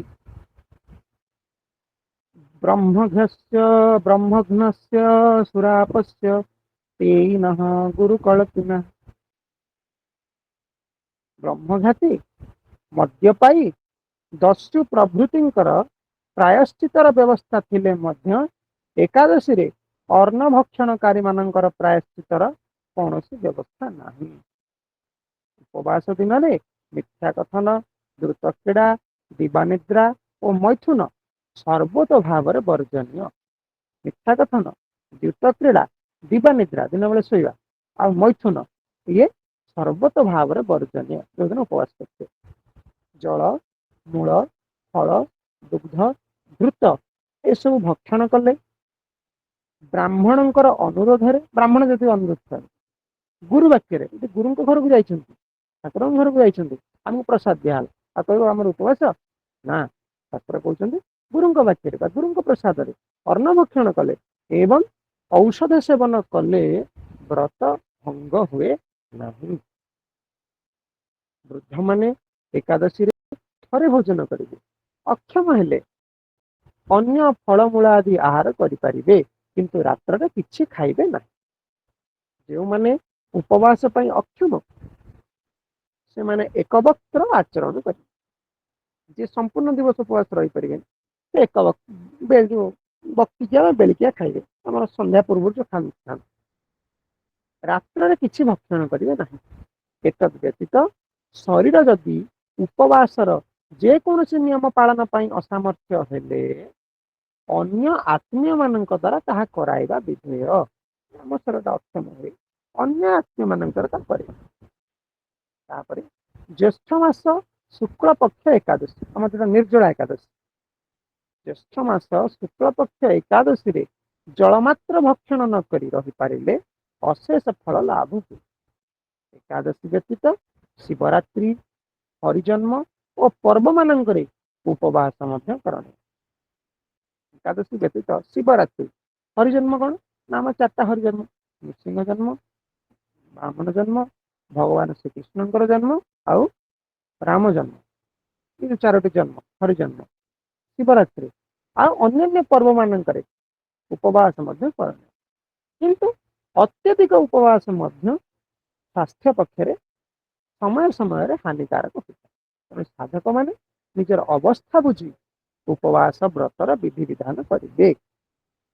ଯେଉଁମାନେ ଯଥାର୍ଥ ଭଗବତ ଭକ୍ତିର ଆଶାୟୀ ସେମାନେ କେବଳ ଶ୍ରୀ ଭଗବାନଙ୍କର ପ୍ରୀତ୍ୟର୍ଥେ, ଯେଉଁମାନେ ଭଗବତ ଭକ୍ତିର ଆଶାୟୀ ସେମାନେ କେବଳ ଶ୍ରୀ ଭଗବାନଙ୍କ ପ୍ରୀତ୍ୟର୍ଥେ ସମସ୍ତ ଆଧ୍ୟାତ୍ମିକ କାମ୍ୟ କର୍ମର ଆୟୋଜନ କର। ଆମକୁ ପଚାର ତମେ କାହିଁ ଏକାଦଶୀ କରୁଛ, ଠାକୁର ଟିକେ ଖୁସି ହେବେ ତ ଆମେ ସେଥିପାଇଁ ଏକାଦଶୀ କରୁଛୁ। ଏଇ ଯୋଉ କଥାଟା ସେଇ କଥା। ଯେଉଁମାନେ ଯଥାର୍ଥ ଭଗବତ ଭକ୍ତିର ଆଶାୟୀ ସେମାନେ କେବଳ ଶ୍ରୀ ଭଗବାନ ବା ଇଷ୍ଟ ଦେବତାଙ୍କର ପ୍ରୀତ୍ୟର୍ଥେ ସମସ୍ତ ପ୍ରକାର ଆଧ୍ୟାତ୍ମିକ ଏବଂ କାମ୍ୟ କର୍ମର ଆୟୋଜନ କରିବେ। ଆମ ଠାକୁର ଟିକେ ଖୁସି ହୁଅନ୍ତି ତ ସେ କହିଛନ୍ତି, ସେଥିପାଇଁ ଆମେ କରୁଛୁ। এই ଭାବନାଟା ଆସୁଛି।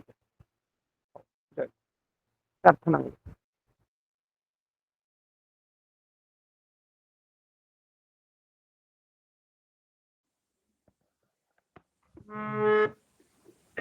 କହିଲେ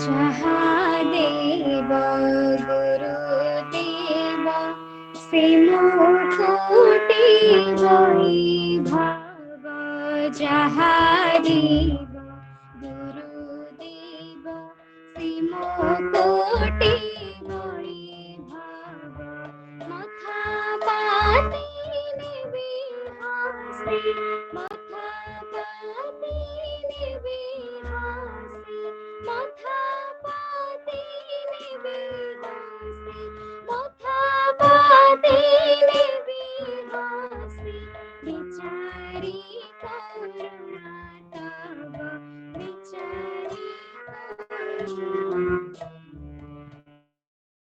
जहाँ देव गुरुदेव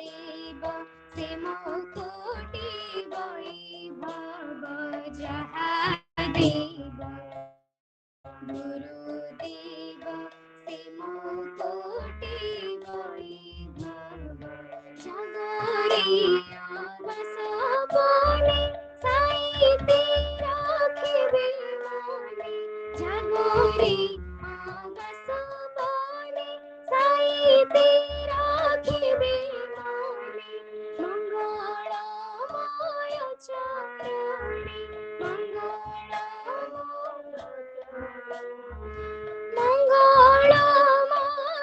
चरणे मंगलमय चरणे अमंगल तमु देव अमंगल तमु देव जहा देव गुरुदेव से मुकुटि वैभव जहा देव गुरुदेव से मुकुटि वैभव नयने नयने मोर नाचो से रूप सुंदर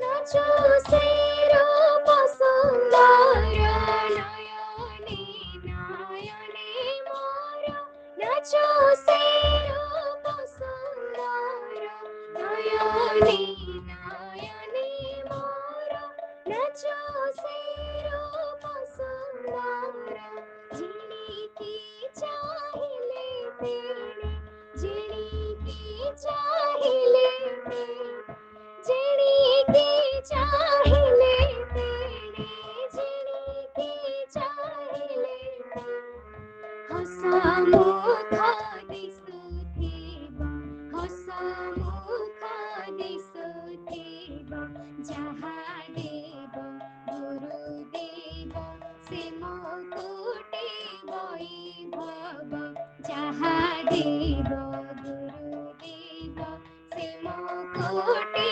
वैभव तव प्रेम जले भासे संतारे वेदिवानी से तव प्रेम जले भासे संतारे वेदिवानी से गाऊ गाऊ तव नाम गाऊ गाऊ तव नाम गाऊ गाऊ तव नाम अधम जीवन जीव अधम जीवन जीव जहा देव गुरुदेव से मुकुटि वैभव जहा देव गुरुदेव से मुकुटि वैभव मथा पाती नेबे हसी मथा पाती नेबे हसी मथा पाती नेबे हसी मथा पाती नेबे हसी बिचारी करुणा तब बिचारी करुणा तब जहा देव गुरुदेव से मुकुटि वैभव जहा देव गुरुदेव से मुकुटि वैभव जहा देव गुरुदेव से मुकुटि वैभव जहा देव गुरुदेव से मुकुटि वैभव।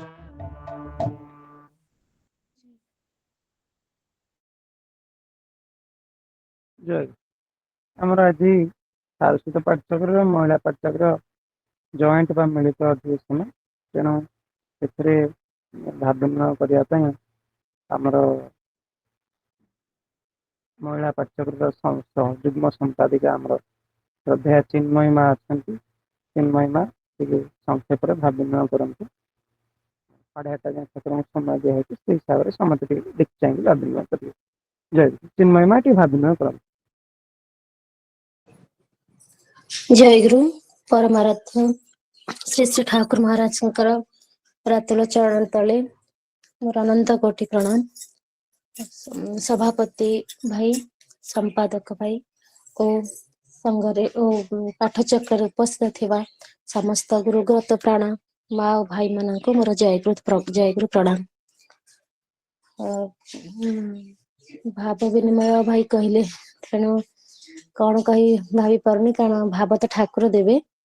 ଆଉ ଯଦି ମାନେ ହୃଦୟ ଟାକୁ ମାନେ ଯେତେ ଯେତେ ଶୂନ୍ୟ କରିଦେବ, ମାନେ ସେଇ ଶୂନ୍ୟ ଟା ହେଲେ ହିଁ ତ ଠାକୁର ପୂର୍ଣ୍ଣ କରିବେ। ସେଇ ଶୂନ୍ୟ ଭାବ ଟା ମାନେ ଆଗ ପ୍ରଥମ ଜିନିଷ ହେଲା କି ଯେତେ ଖାଲି ରହିବ ମନ, ଠାକୁର ଆଜି ଭାଇ ଯୋଉ କହୁଥିଲେ ମା ମାନଙ୍କୁ ଉପଦେଶ ଦେଇଥିଲେ କି ତୁମ ଅନ୍ତରର ଅନ୍ତରତମ ପ୍ରଦରେ ତୁମେ ମତେ ଖୋଜିକି ଦେଖିଲେ ଦେଖିବ ମୁଁ ଜଗତ ଜନନୀଙ୍କୁ କୋଳରେ ଧରି ତୁମ ହୃଦୟକୁ ପୂର୍ଣ୍ଣ କରିଛି। କେତେ ବଡ କଥା ଠାକୁର କହିଛନ୍ତି, ତୁମ ଅନ୍ତରର ଅନ୍ତରତମ ପ୍ରଦେଶରେ ମତେ ଖୋଜିଲେ ଦେଖିବ ମୁଁ ଜଗତ ଜନନୀଙ୍କୁ କୋଳରେ ଧରି ତୁମ ହୃଦୟ ପୂର୍ଣ୍ଣ କରିଛି। ତେଣୁ ମାନେ ଆମକୁ ସେଇଠି ଦେଖିବାକୁ ପଡିବ କି ମୁଁ କେବେ ଖୋଜିଛି କି ମୋ ହୃଦୟ ଭିତରେ ଠାକୁର କୋଉଠି ଅଛନ୍ତି। ମୋ ମନର ଗଭୀରତାକୁ ଯିବାକୁ, ସଂସାର କାର୍ଯ୍ୟରେ ଯେତେ ବ୍ୟସ୍ତ ରହିଲେ ମଧ୍ୟ, ଆଉ ଥରେ ମଧ୍ୟ କହିଥିଲି ଆମର ଯୋଉ ଏ କଥା ମଧ୍ୟ ଆଜି ମା ମାନଙ୍କ ଉପଦେଶରେ ଭାଇ ପଢିଛନ୍ତି, ଠାକୁର ଲେଖିଛନ୍ତି କି ମା ମାନଙ୍କ ପାଇଁ ସଂସାର ଜଞ୍ଜାଳ, ତାଙ୍କର ସ୍ଵାମୀ ମାନେ ଏବଂ ସନ୍ତାନ ସନ୍ତତି ମାନଙ୍କର ଭଗବତ ପ୍ରାଣରେ ତାଙ୍କର ସେବା କରିବା, ତାଙ୍କ ପ୍ରତି କର୍ମ କରିବା, ଏସବୁ ପାଇଁ ସାଧନ ଭଜନ କମ, କିନ୍ତୁ ଗୁରୁଙ୍କର ନାମ ଜପ ଅହରହ ଚାଲୁଥିବ। ଏବଂ ସେଇଟା ଦ୍ଵାରା ତମେ ଅତ୍ୟନ୍ତ ଶୁଦ୍ଧ ହେଇ, ସେଇ ନାମ ଜପ ଦ୍ଵାରା ଯେମିତି ଆମର ପଥରକୁ ପାଣି ଡ୍ରପଟେ ପକେଇଲେ ଯେତେ ପାଣି ପକେଇବ ଧୀରେ ଧୀରେ ଧୀରେ ସେ ପଥର ଟାକୁ ବି ନଷ୍ଟ କରିଦିଏ। ସେଇଭଳି ନାମ ଜପ ଦ୍ଵାରା ଆମ ମଧ୍ୟରେ ଯେତେ ମଇଳା ଥିବ ସେ ସବୁ ଦୂର ହେଇଯିବ, ଆମେ ଶୁଦ୍ଧ ହେଇଯିବ। ଠାକୁର ଏଇଟା ବଡ ସାଧନା ଦେଇଛନ୍ତି, କହିଛନ୍ତି। ଏବଂ ସ୍ଵାମୀଙ୍କୁ ତୁମେ ଭଗବତ ଜ୍ଞାନରେ, ମାନେ ସ୍ଵାମୀ ସେ ସବୁ କଥା ଆଜି ଭାରି ଭଲ ଲାଗୁଥାଏ ଶୁଣୁଥାଏ, ସ୍ଵାମୀଙ୍କୁ ଭଗବତ ଜ୍ଞାନରେ ମାନେ ତମର ସ୍ଵାମୀ ହେଲେ ଜଗତ ସ୍ଵାମୀଙ୍କର ଏକ ଅଂଶ। ଫଳରେ ତମେ ତାଙ୍କର ସେବା କରିବ ମାନେ ଜଗତ ସ୍ଵାମୀଙ୍କର ସେବା କରି ନାରୀ ଜନ୍ମ ସାର୍ଥକ କରିଦିଅ।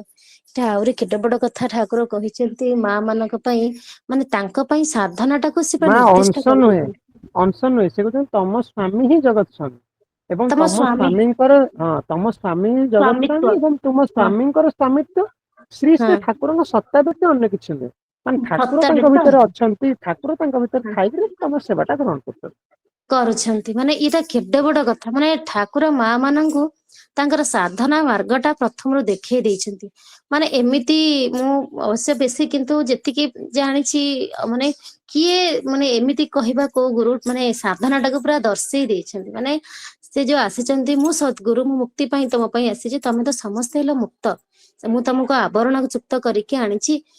ତମର ସେଥିପାଇଁ ମାନେ ତୁମକୁ ଏତେ ଜଞ୍ଜାଳର ଭାର ମୁଁ ଦେଇ, ତମର କିଛି କର୍ମ ନାହିଁ ବୋଲି ମୁଁ ତମକୁ ଏତେ ଜଞ୍ଜାଳ ଭାର ତମ ମୁଣ୍ଡ ଉପରେ ଲଦି ଦେଇଛି, କାରଣ ତମେ ସମସ୍ତେ ହଉଛ ମୁକ୍ତ।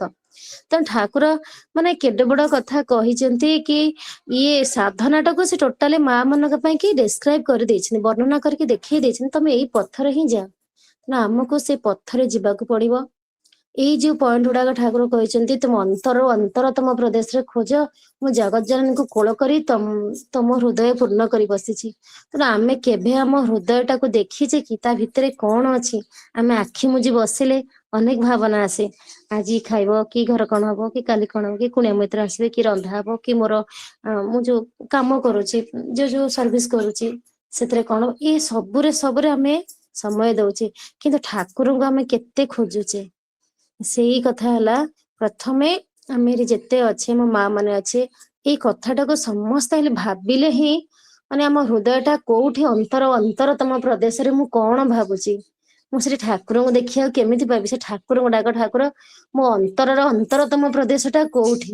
ହଉଛି କେତେବେଳେ ଅନ୍ତର ତମ ଭୋରରୁ ଯେତେବେଳେ ରାତି ବେଳେ ବେଳେ ଶୋଇ ପଡୁଛି, ରାତି 3ଟା 3:30 ଉଠିଲା ପରେ ଆଖି ମୁଜି ବସିଲେ ବେଳେ ବେଳେ ନିଦ ଆସିଯାଏ। ସେ ନିଦ ଆସିଲେ ବି ଠାକୁର ଆସନ୍ତେ କି? ସେ ଅନ୍ତର ମୁଁ ହଜିଯାଏ ଯେତେବେଳେ, କାରଣ ଚେତନା ଥିବା ଅବସ୍ଥାରେ ତ ବହୁତ କିଛି ଆସିବ, ପୁଅ କହିବ, ସ୍ଵାମୀ କହିବେ, କି ମା କହିବେ, କି ଘରର କର୍ମ ରହିଛି, ବହୁତ କର୍ମ ରହିଛି। ତେଣୁ ସେଇ ଯୋଉ ଅନ୍ତର ପ୍ରଦେଶ ରହିଛି, ସେ ଅନ୍ତର ପ୍ରଦେଶରେ ମତେ ଚେତନା ଯୁକ୍ତ କରି ଠାକୁର ଦିଅନ୍ତୁ। ମାନେ ମୁଁ ଅଚେତନ ଅବସ୍ଥାରେ ଯେମିତି ନ ରୁହେ, ମୁଁ ବେଳେ ବେଳେ ଧ୍ୟାନ କଲା ବେଳେ ମୁଁ ନିଦ ହେଇଯାଏ। ବେଲେ ବେଲେ ଧ୍ୟାନ କଲା ବେଳେ ମଧ୍ୟ ଠାକୁରଙ୍କ ଯୋଉ ବିଗ୍ରହ ଦେଖିବାକୁ ଆସିବ ସେଇଟା ଅନ୍ୟ ବହୁତ ସାରା ବିଗ୍ରହ ଠାକୁରଙ୍କର ରହିଛି ସେ ଆସନ୍ତି। ଏଇ ସବୁ ଘଟେ, କିନ୍ତୁ ଠାକୁରଙ୍କୁ ମୁଁ କେଉଁ ରୂପରେ ମୋ ଅନ୍ତରତମ ପ୍ରଦେଶରେ ମୁଁ ତାଙ୍କୁ ଦେଖିବି ଓ ତାଙ୍କ ସହିତ ମୋର ଚେତନାଟକର କନେକ୍ସନ କରିବି, ମତେ ସେଇଟା ହିଁ ଠାକୁର କହିଦିଅନ୍ତୁ। ଭାରି ଭଲ ଲାଗିଲା ଆଜି। ତେଣୁ ଚିତ୍ତ ଶୁଦ୍ଧି ହେଲା ପ୍ରଥମ ସାଧନାର ମୂଳ ଜିନିଷ, ଏବଂ ପ୍ରଥମ ହେଲା ସରଳତା ଆଉ ଚିତ୍ତ ଶୁଦ୍ଧି। ଆଉ ଠାକୁର କହିଛନ୍ତି ପ୍ରାପ୍ତି, ଏବେ ଯୋଉ ମା ବୋଲୁଥିଲେ କଣ କୋଟି ମୋର ସେ ତମେ ଯାହା ଦେବ ମତେ ସେଇଟା ହବ ମୋର କୋଟି ମଣି ଯାହା ମୁକୁତା, ଦେବ ଗୁରୁଦେବ ସେ ମୋ କୋଟି ବୈଭବ। ସେ ମୋ କୋଟି ବୈଭବ। ତେଣୁ ଗୁରୁଦେବ ଠାକୁରଙ୍କ ଉପରେ ନିର୍ଭରତା କଲେ ଠାକୁର ଯାହା ଦେବେ ସେଇଟା ହିଁ ହଉଛି କୋଟି ବୈଭବ। ମାନେ ଆଉ ଗୋଟେ କଥା ଭାଇ ଲେଖୁଥିଲେ କି ଗୁରୁ ମାନେ ଉପଯୁକ୍ତ ସମୟ ଆସିଲେ ସେ ତମକୁ ଆସି ଦେଖାଦେବେ। ଏଇଟା ମା ମାନଙ୍କ ଉପଦେଶରେ ପ୍ରଥମରୁ କହିଛନ୍ତି ଉପଯୁକ୍ତ। ତେଣୁ ଆମର ସେ ସମୟ ଆସିବା ପାଇଁ କି ଠାକୁର ଯୋଉ ଏଇ ଯୋଉ ଭକ୍ତି ଅଙ୍ଗର ତର୍ଜମା ଭକ୍ତି ଅଙ୍ଗର ଯୋଉ ଅନୁଶୀଳନ କରୁଥିଲେ ଭାଇ ଠାକୁର ଲେଖିଛନ୍ତି, ସେଟା ଭକ୍ତି ଟା କଣ ଅଭ୍ୟାସ କରିବାକୁ ପଡେ। ଠାକୁର ଆଉଛନ୍ତି ଭକ୍ତି ଟା ଅଭ୍ୟାସ କରିବାକୁ ପଡେ। ଏମିତି ଗୋଟେ ଜିନିଷ ନୁହେଁ ଯେ ଏଇଟା ଗୋଟେ ଦୈବ ଦୁର୍ଲଭ ଜିନିଷ, ଏଇଟା ଏମିତି ମାର୍କେଟରେ ମିଳୁ କି ଆମେ କୋଉଠି କଣ କଲେ କି କଣ ଆସି ଦେଇଦଉ କି କାହାକୁ ପଚାରିଲେ କି ଆମକୁ ଭକ୍ତି ଟା ଦେଇଦବ କି କୋଉଠି ବିକ୍ରି ହୁଏ, ସେମିତି ନୁହଁ। ଭକ୍ତି ଟା ଆମ ମଧ୍ୟରେ ଭକ୍ତି ଆମର ଯେମିତି ଗୋଟେ ଭକ୍ତି ଦେବୀ ଅଛନ୍ତି, ଭାଗବତରେ ପଢିବେ ଭକ୍ତି ଦେବୀ ଅଛନ୍ତି, ସେମିତି ଆମ ମଧ୍ୟରେ ସେ ନିବାସ କରିବେ। ଗୀତା ମାତା ଅଛନ୍ତି, ଗୀତା ଆମ ମଧ୍ୟରେ ନିବାସ କରିବ, ଭକ୍ତି ଆମ ମଧ୍ୟରେ ନିବାସ କରିବେ, ବୈରାଗ୍ୟ ନିବାସ କରିବେ। ଏ ସବୁ ଦୈବିକ ଗୁଣ ଗୁଡିକ ନିବାସ କେତେବେଳେ କରିବେ? ଆମର ଗୁରୁଦେବ ଯେତେବେଳେ ସନ୍ତୁଷ୍ଟ ହେବେ ଆମ କର୍ମରେ, ଅର୍ଥାତ୍ ଗୁରୁଦେବଙ୍କର ଶକ୍ତି ଆମ ଉପରେ ପଡିବ, ତାଙ୍କର କୃପାଟା ପଡିବ, ଏ ଦୈବିକ ଗୁଣ ସେତେବେଳେ ଯେତେବେଳେ ଶୁଦ୍ଧ ଆଧାର ହେଇଯିବ, ଚେତନାଟା ପୁରା ଶୁଦ୍ଧ ହେଇଯିବ, ଏ ଦୈବିକ ଗୁଣ ଗୁଡିକ ଏମିତି ସୂକ୍ଷ୍ମ ସ୍ତରରେ ବୁଲୁଛନ୍ତି, ସେମାନେ ଅଟୋମେଟିକ ଆସିବେ ଆମ ପାଖକୁ, ଆମ ପାଖରେ ସେମାନେ ନିବାସ କରିବେ। ଆଉ ଦୈବିକ ଗୁଣ ଯେତେବେଳେ ନିବାସ କରିବ, ଆମେ ତାର କଣ ହେଇବା? ଅଧିକାରୀ। ଅଧିକାରୀ ତ ନୁହଁ, ନିବାସ କଲେ ସେ ସବୁ ମାନେ ଆମର ଅଙ୍ଗର ଭୂଷଣ ହେଇଯିବେ ତାକୁ ଏବଂ ନେଇକିରି ଠାକୁରଙ୍କ ସେବାଟା ହବ। ସେବାଟା ଭଲ ଭାବରେ ହେଇପାରିବ, ହେଲା ମୁଖ୍ୟ କଥା। ତେଣୁ ଆମେ ସକାଳେ ସନ୍ଧ୍ୟାରେ ଆହ୍ନିକ କରୁଛି କି ସେବା କରୁଛି କି ଠାକୁର ମୁଣ୍ଡିଆ ମାରୁଛି କି ପୂଜା କରୁଛି, ତରବର କି କେମିତି ଛିଡେଇ ଦେଲେ ମୁଁ ସେପଟେ କଣ କାମ କରିବି। ହଉ ସେପଟେ କାମ ଅଛି, ବ୍ୟସ୍ତ ଅଛି, କିନ୍ତୁ ଭାବଟା ଦରକାର। ଏଇ ଭାବଟାରେ କଲେ କଣ ସେଟା ପରଫେକ୍ଟ ହେଇପାରିବ ସେବାଟା। ସେ ତେଣୁ ଏବଂ ଠାକୁରଙ୍କୁ ସବୁବେଳେ ଡାକିଲେ ତାଙ୍କର କୃପାଟା ଠାକୁର ଦେବେ। ମାନେ ଯୋଉ ସେଦିନ ଆମର ଗୀତା କ୍ଲାସରେ ଆମର ସ୍ଵାମୀଜୀ ପଢନ୍ତି, ସ୍ଵାମୀ ଶ୍ରୀ ଆତ୍ମାନନ୍ଦଜୀ ମହାରାଜ, କି ଶ୍ରାବଣର ବର୍ଷା ବାରିକି ତମେ ପଛେ ମାପି ପାରିବ, କିନ୍ତୁ ଗୁରୁଦେବଙ୍କର କୃପାକୁ କେବେ ମାପି ପାରିବନି। ସେ ଅହେତୁକି କୃପା କରନ୍ତି। ଆଉ ଥରେ ପ୍ରେମବଦ ମା ବି କହିଥିଲେ କି ଠାକୁରଙ୍କର ଦିଟା ମାନେ ଗୋଟେ ପରାଶକ୍ତି ଅପରାଶକ୍ତି ଅଛି। ପରାଶକ୍ତି ହଉଛି ସମ୍ପୂର୍ଣ୍ଣ ରୂପେ ଗୁରୁମୁକ୍ତି, ଗୁରୁମୁଖୀ। ଶିଷ୍ୟର ଯଦି ଅନାହତ ଇଚ୍ଛା ଶକ୍ତି ଥିବ, ସେ ଶିଷ୍ୟର ଇଚ୍ଛା ଶକ୍ତି ବଳରେ ତା ମଧ୍ୟରେ ସେ ଅନାହତ ସ୍ପନ୍ଦନ ସୃଷ୍ଟି କରିପାରେ। ଅର୍ଥାତ୍ ଜଣେ ପ୍ରତିରୋଧ କଲେ ଆଉ ଜଣେ ଗୁରୁଙ୍କ ପାଖକୁ ଯିବା ପାଇଁ ତମକୁ ସହଯୋଗ କରିବ। ତେଣୁ ଆମକୁ ସେଇ କଥା ପ୍ରାର୍ଥନା, ସ୍ୱାମୀଜୀ ମଧ୍ୟ କହିଥିଲେ କି ଆମକୁ ସେ କଥା ପ୍ରାର୍ଥନା କରିବାକୁ ପଡିବ, ଠାକୁର ମୁଁ ଚାହୁଁଛି ଆପଣଙ୍କୁ, କିନ୍ତୁ ଏଇ ସଂସାର କାର୍ଯ୍ୟ ହଉ, ଏଇ ବିଷୟ ଭୂତରେ ହଉ, ମୁଁ ବ୍ରେକ୍ ହେଇଯାଉଛି, ମୁଁ ବେଳେ ବେଳେ ପଛକୁ ହଟି ଯାଉଛି, କିନ୍ତୁ ମୁଁ ଚାହୁଁଛି ଆପଣଙ୍କୁ ଶରଣାପନ୍ନ ହେବା ପାଇଁ। ଏ ଶରଣାପନ୍ନ ତ ନୁହଁ, ଆପଣଙ୍କୁ ମାନେ ଯୋଉ ଯୋଉ ମାର୍ଗ କହିଛନ୍ତି ମୁଁ ସେଇ ମାର୍ଗରେ ଚାଲିବା ପାଇଁ ଚାହୁଁଛି ଆଉ ଚେଷ୍ଟା ବି କରୁଛି। ବେଳେ ବେଳେ ବିଫଳ ହଉଛି, କିନ୍ତୁ ଆପଣ ମତେ ସହାୟ ହୁଅନ୍ତୁ କି ଆପଣଙ୍କର ଉପଦେଶ ଗୁଡିକ ମୋ ମଧ୍ୟରେ କ୍ରିୟା କରୁ ଏବଂ ମୁଁ ତାକୁ ଠିକ ଠିକ ପାଳନ କରେ। ଏଇଟା ହେଲା ପ୍ରଥମ କଥା। ତେଣୁ ଏଇ ଦେବତ୍ୱ, ଈଶ୍ୱରତ୍ୱ, ବ୍ରହ୍ମତ୍ୱ ଏ ସବୁ କିଛି ଦରକାର ନାହିଁ, କେମାତ୍ର ଠାକୁର କହିଛନ୍ତି ମନୁଷ୍ୟତ୍ୱ। ଆଉ ମନୁଷ୍ୟତ୍ୱ ପାଇଁ ଠାକୁରଙ୍କୁ ପ୍ରାର୍ଥନା କଲେ ଠାକୁର ଦେବେ। ଠାକୁର ମାନେ ବହୁତ କୃପାମୟ, ଠାକୁର ବହୁତ କୃପାମୟ। ଆପଣ ଖାଲି ହୃଦୟ ଖୋଲି ଠାକୁରଙ୍କୁ ଡାକିବ, ଯେମିତି ଛୋଟ, ଯେମିତି ଆମେ ତୁମେ ମାତାଶ୍ଚ ପିତା, ଆଗ ସେ ହେଲେ ମାତା, ତାପରେ ପିତା, ବନ୍ଧୁ ସଖା ତୁମେ, ଏଇଟା ପ୍ରଥମରୁ ଆମେ ପଢୁଛେ, ମାତା ପିତା ବନ୍ଧୁ ସଖା ବିଦ୍ୟା ଦ୍ରବିଣଂ ତୁମେ ହେଲ ସବୁ। ତେଣୁ ମାତା ରୂପରେ ମାଙ୍କୁ ଯେମିତି ଆମେ ମାଗୁଛେ ହୃଦୟ ଖୋଲି, ସେ ମା ସେଇଭଳିଆ କରିବ ଏବଂ ତାଙ୍କର ଉପଦେଶ ଗୁଡିକ କ୍ରିୟା କରି ତାଙ୍କ ରାସ୍ତାରେ ଯିବାକୁ ପଡିବ ଏବଂ ସେଥିପାଇଁ ତାଙ୍କର ଜପ କରିବାକୁ ପଡିବ, ତାଙ୍କରି ମାର୍ଗରେ ରହିବାକୁ ପଡିବ। ଏଇଟା ହେଲେ ଏତେ ଜ୍ଞାନ ଅନୁଶୀଳନର ଆବଶ୍ୟକତା ନାହିଁ ଏବଂ ଧୀରେ ଧୀରେ ଆମେ ଠାକୁରଙ୍କର ହେଇଯିବା। ଠାକୁରଙ୍କ ହେଲେ ହିଁ ତାଙ୍କର ସମସ୍ତ କର୍ମ, ଯେମିତି ଆମେ ରାନ୍ଧିଲା ବେଳେ ଠାକୁରଙ୍କୁ ଚିନ୍ତା କଲେ ସେ ପ୍ରସାଦ ଅଟୋମେଟିକ ହେଇଯିବ, ଠାକୁରଙ୍କର ହେଇଯିବ। ତେଣୁ ଭୋଗ ପାଇଁ କି ମନ୍ଦିର ଯିବାକୁ ଆବଶ୍ୟକ ପଡିବନି। ସେଇଭଳି ମତେ ସବୁବେଳେ ହୃଦୟରେ ଡାକ, ମୁଁ ଚିନ୍ମୟ ମୂର୍ତ୍ତିରେ ତମ ପାଖରେ ସବୁବେଳେ ଅଛି, ଠାକୁର ଦେଇଛନ୍ତି। ମୁଁ ସ୍ଥୂଳରେ ତମେ ମତେ ଅପେକ୍ଷା କର, ମୁଁ ଚିନ୍ମୟ ମୂର୍ତ୍ତିରେ ତମେ ମତେ ଦେଖୁନ, ମୁଁ ମାନେ ଭାବ ଲୋକ ଆଉ ଭବ ଲୋକ, ଭାବ ଲୋକ ନ ପାଇଲେ ଭାବ ଲୋକରେ ମୁଁ ତ ସବୁବେଳେ ଉଜ୍ଜୀବିତ ହେଇକି ଅଛି, ଜୀବିତ ହେଇକିରି ଅଛି। ତେଣୁ ସେତିକି କହୁଛି। ଆଉ ମାନେ ମୋର ଆଉ ମାନେ ଏମିତି ଗୋଟେ ଫ୍ଲୋରେ ମାନେ ଭାବଟା କାହିଁ ମାନେ ବିଚ୍ଛୁରିତ ହେଇଯାଉଛି, ଏଣୁ ସେଣୁ ବହୁତ ଆସୁଛି, ମତେ କ୍ଷମା ଦେବେ ଯଦି କିଛି ତ୍ରୁଟି ରହିଛି। ଏଇ ମା ମାନଙ୍କର ଉପଦେଶ ବହୁତ ଭଲ। ଠାକୁର କୃପା କରନ୍ତୁ ଏ ଉପଦେଶ ଗୁଡିକ କ୍ରିୟା କରୁ ସବୁ ମା ମାନଙ୍କ ମଧ୍ୟରେ ଆମର ପାଠ ଚକ୍ରରେ। ଆଉ ଯାହା ତ୍ରୁଟି ଅଛି ଠାକୁର ପ୍ରାଣ ଠାକୁର କର୍ମରେ ତ ସବୁବେଳେ ସଂସାର କର୍ମରେ ତ୍ରୁଟି ରହୁଛି, ତଥାପି କ୍ଷମା ମାଗୁଛି, ତଥାପି ଚେଷ୍ଟା କରୁଛି ଯିବା ପାଇଁ ସେ ରାସ୍ତାରେ। ପଡୁଛି ଉଠୁଛି, ସେଇ ଠାକୁର ହିଁ ହାତ ଧରିବେ, ଚଲା ଶିଖେଇବେ, ସବୁ ସେ ହିଁ କରିବେ, ତାଙ୍କରି ପାଖକୁ ହିଁ ଆମେ ଯିବା। ଆଉ ଏତିକି କହୁଛି, ଆଜି ଭାବ ବିନିମୟରେ ତ୍ରୁଟି ଥିଲେ ମତେ କ୍ଷମା ଦେବେ। ଜୟଗୁରୁ ଜୟଗୁରୁ ଜୟଗୁରୁ।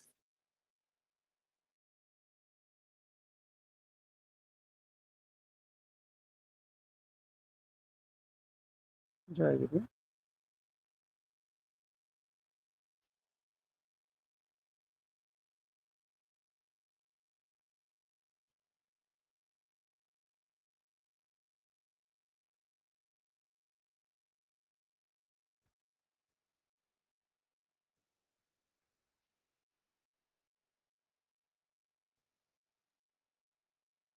ଜୟଗୁରୁ। ଆମର ଆମର ଶେଷ ପର୍ଯ୍ୟାୟ ସର୍ବାଣୀମା ଅଛନ୍ତି କି? ସର୍ବାଣୀମା ନା, ତେଣୁ ଅନ୍ତିମ ପର୍ଯ୍ୟାୟ ମୁଁ ଶାସ୍ତ୍ରପାଠ ଭାବେ ନୂଆ ଶେଷ ହୋଇଛି।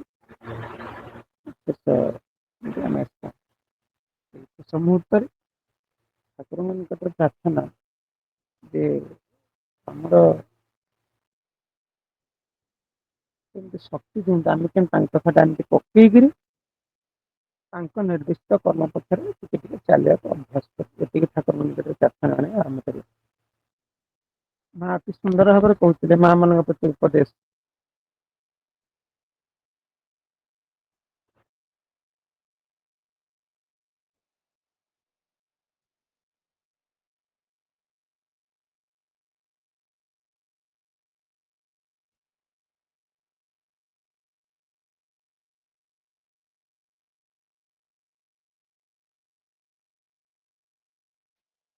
ତେଣୁ ଅନ୍ତରଟା ଅନ୍ତରତମ ପ୍ରଦେଶରେ ବୁଡିଲେ ଦେଖିବ ଜଗତଜନନୀଙ୍କୁ କୋଳରେ ଧରିକି ସେଠି ବସିଛି।